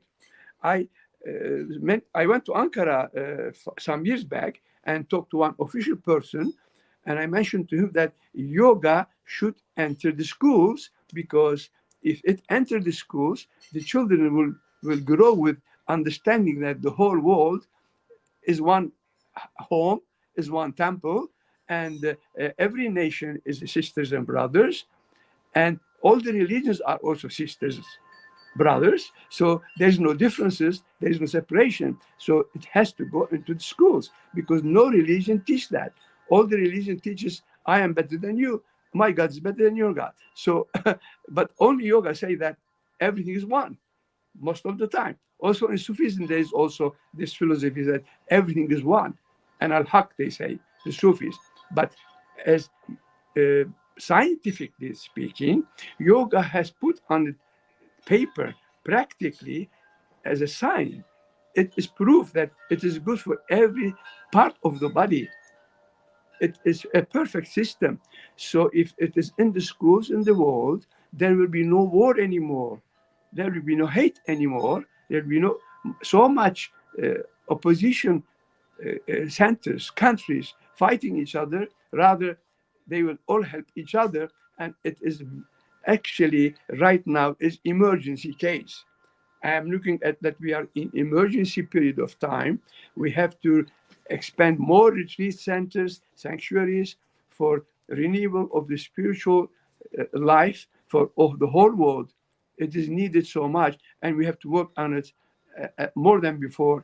And of course, right now also we are doing it here with Madame Lourdes and me in this small mini ashram, but it needs to be more expanded to the world, to the schools, to get this open-minded that everything is one, and that the best school is the retreat center. The best school is the yoga purification camp. These are the schools of life, but spiritual schools of life. So we are putting all our work, energy on this matter, and I have a big hope, because hope is the only reason. Without hope, there's no life. We always have to have hope. And I have a lot of hope, because I see many beautiful people coming every day here, and they realize, they understand, and they go and they affect their family. Like when the students come here, they open their mind, because they have to. We give them a vegetarian diet, and we talk about the unity of life and unity of people. We talk about all spiritual matters, and we practice every day, twice at least, yoga and meditation, and we are so involved, and without realizing, because they eat healthy food, the oxygen is very high, and clean water. They are not allowed to gossip. They are not allowed to speak loud. They are not to be angry to each other. So by this discipline, actually, without realizing, they come to that, what we are trying to give them. And when they live like a new person, mentally, spiritually, and in their heart. And physically, they become healthy. Now, that's not only them. When they go, we give them the responsibility. We tell them, you are responsible because now you know. When man doesn't know, he has no responsibility. But because you now know, you have a great responsibility. You are not only responsible of your own life, you are responsible of your all surrounding people around you, your family, your partners, your children, the area people. You have to try to help these people, to teach them as much as possible what you have understood. So this will spread around the world. You cannot keep this knowledge for yourself, that you know something. You have responsibility now. You are a servant for life. You are a servant of humanity. So thank God it was quite well. Actually, we don't take hundreds of students each time, but we take 20, 15, 20, because we have a small ashram. But all these people, 15, 20 people, when they go home, they become hundreds because of their surrounding. And we hear that they tell us, now I talk to my mother, I talk to my father, we changed the diet in the house. And we have better relation because they follow us what we do, and because they see that we are becoming a better person in our activities and talk and thinking, they start to follow us because we become better. So they say, there's something there. Because the child, the son, the daughter who went to the retreat center of the camp, of the ashram, they return as a better human being. So they affect them.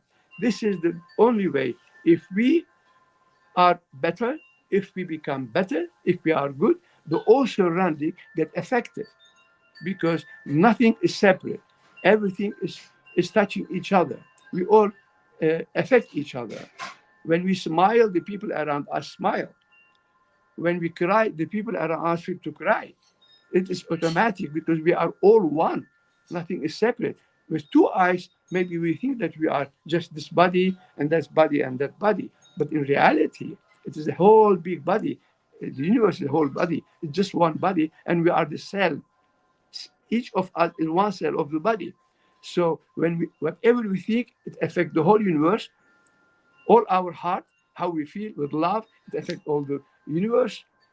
If we are angry and hateful, it affects. So we have responsibility to give love, affection, compassion, care, and our duty to serve. And this is the best place to learn. Actually, the yoga retreat centers, the ashram, as I have understood. Thank you, Dr. Vikram. Thank you very much. A better place than ashram itself to talk about yoga retreats are the century for spiritual renewal and inner peace. I have visited Turkey. I have visited you. I know how Siddha Ashram is serving the community. Thank you very much for taking us through that experience also.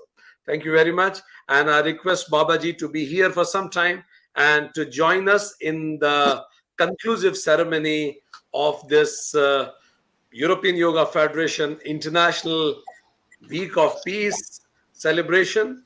May I request Swamiji? We have Swamiji, of President of European Yoga Federation. We have Sukhdevji. We have E.D. Bampaji. So Swamiji, over to you. Let's conclude it with some mantras so that we all will chant one mantra each for the peace of the world. The mantra that I like so much, please.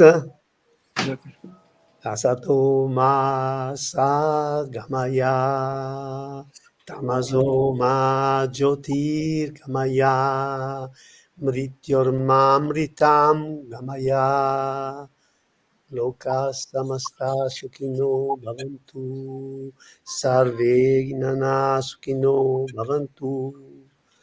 Om Shanti Shanti Shanti. Om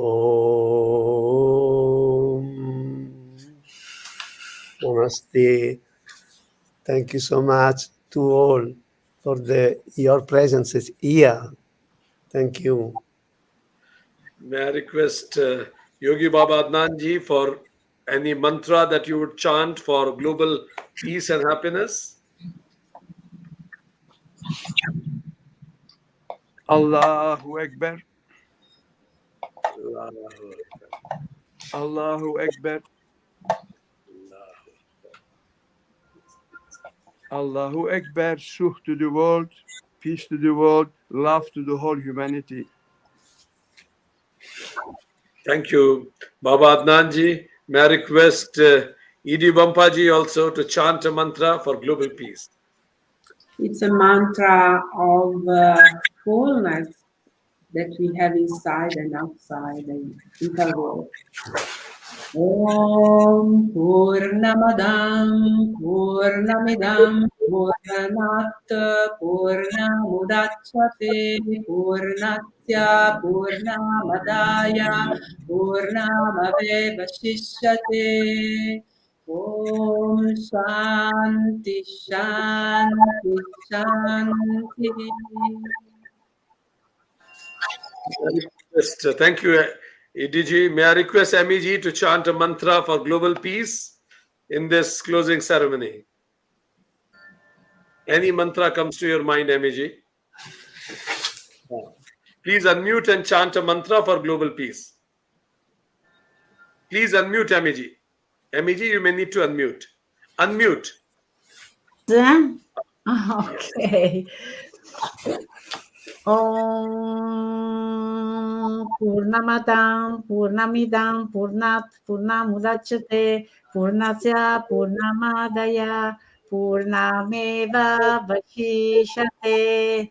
Om Purnamada Purnamidam Purnat Purnamudachyate Purnasya Purnamadaya Purnameva Vashishyate. Om Purnamada Purnamidam Purnat Purnamudachyate Purnasya Purnamadaya Purnameva Vashishyate. Om Shanti Shanti Shanti. Om. Now, as a closing mantras, Sukhdev ji, over to you.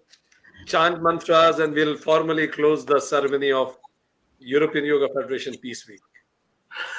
Om Sarvamangala Mangalye Shive Sarvartha Sadhike Sharanye Triambake Gauri Narayani Namostute Narayani Namostute. Om Shanti Shanti Shanti. Om Shanti. We got Amandio ji also finally. Amandio ji, one mantra from your side for global peace. Any mantra for global peace you would like to share? Om Shanti Shanti Shanti.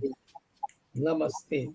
Namaste. Thank you. Giza ji, any mantra you would chant for global peace?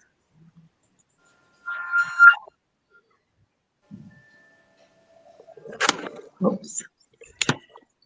Asatoma Sargamaya Tamasoma Jyotirgamaya Mrityurma Amritam Gamaya. Om Shanti. Thank you very much, audience watching us from different parts of the world. Here from European Yoga Federation and United Consciousness, we thank all of you to be a part of this wonderful journey. Looking forward to meet all of you in Ujjain on February 14th, 15th, and 16th. All of you are heartily invited. We'll be very happy to host you. Please make your plans to visit Ujjain for physical event of this global celebration of peace. United Consciousness International Week of Peace will be physically celebrated in Ujjain on 14th, 15th, and 16th of February 2025. You're most welcome. Please make your plans and let us know. Thank you very much. Om Shanti. Thank you.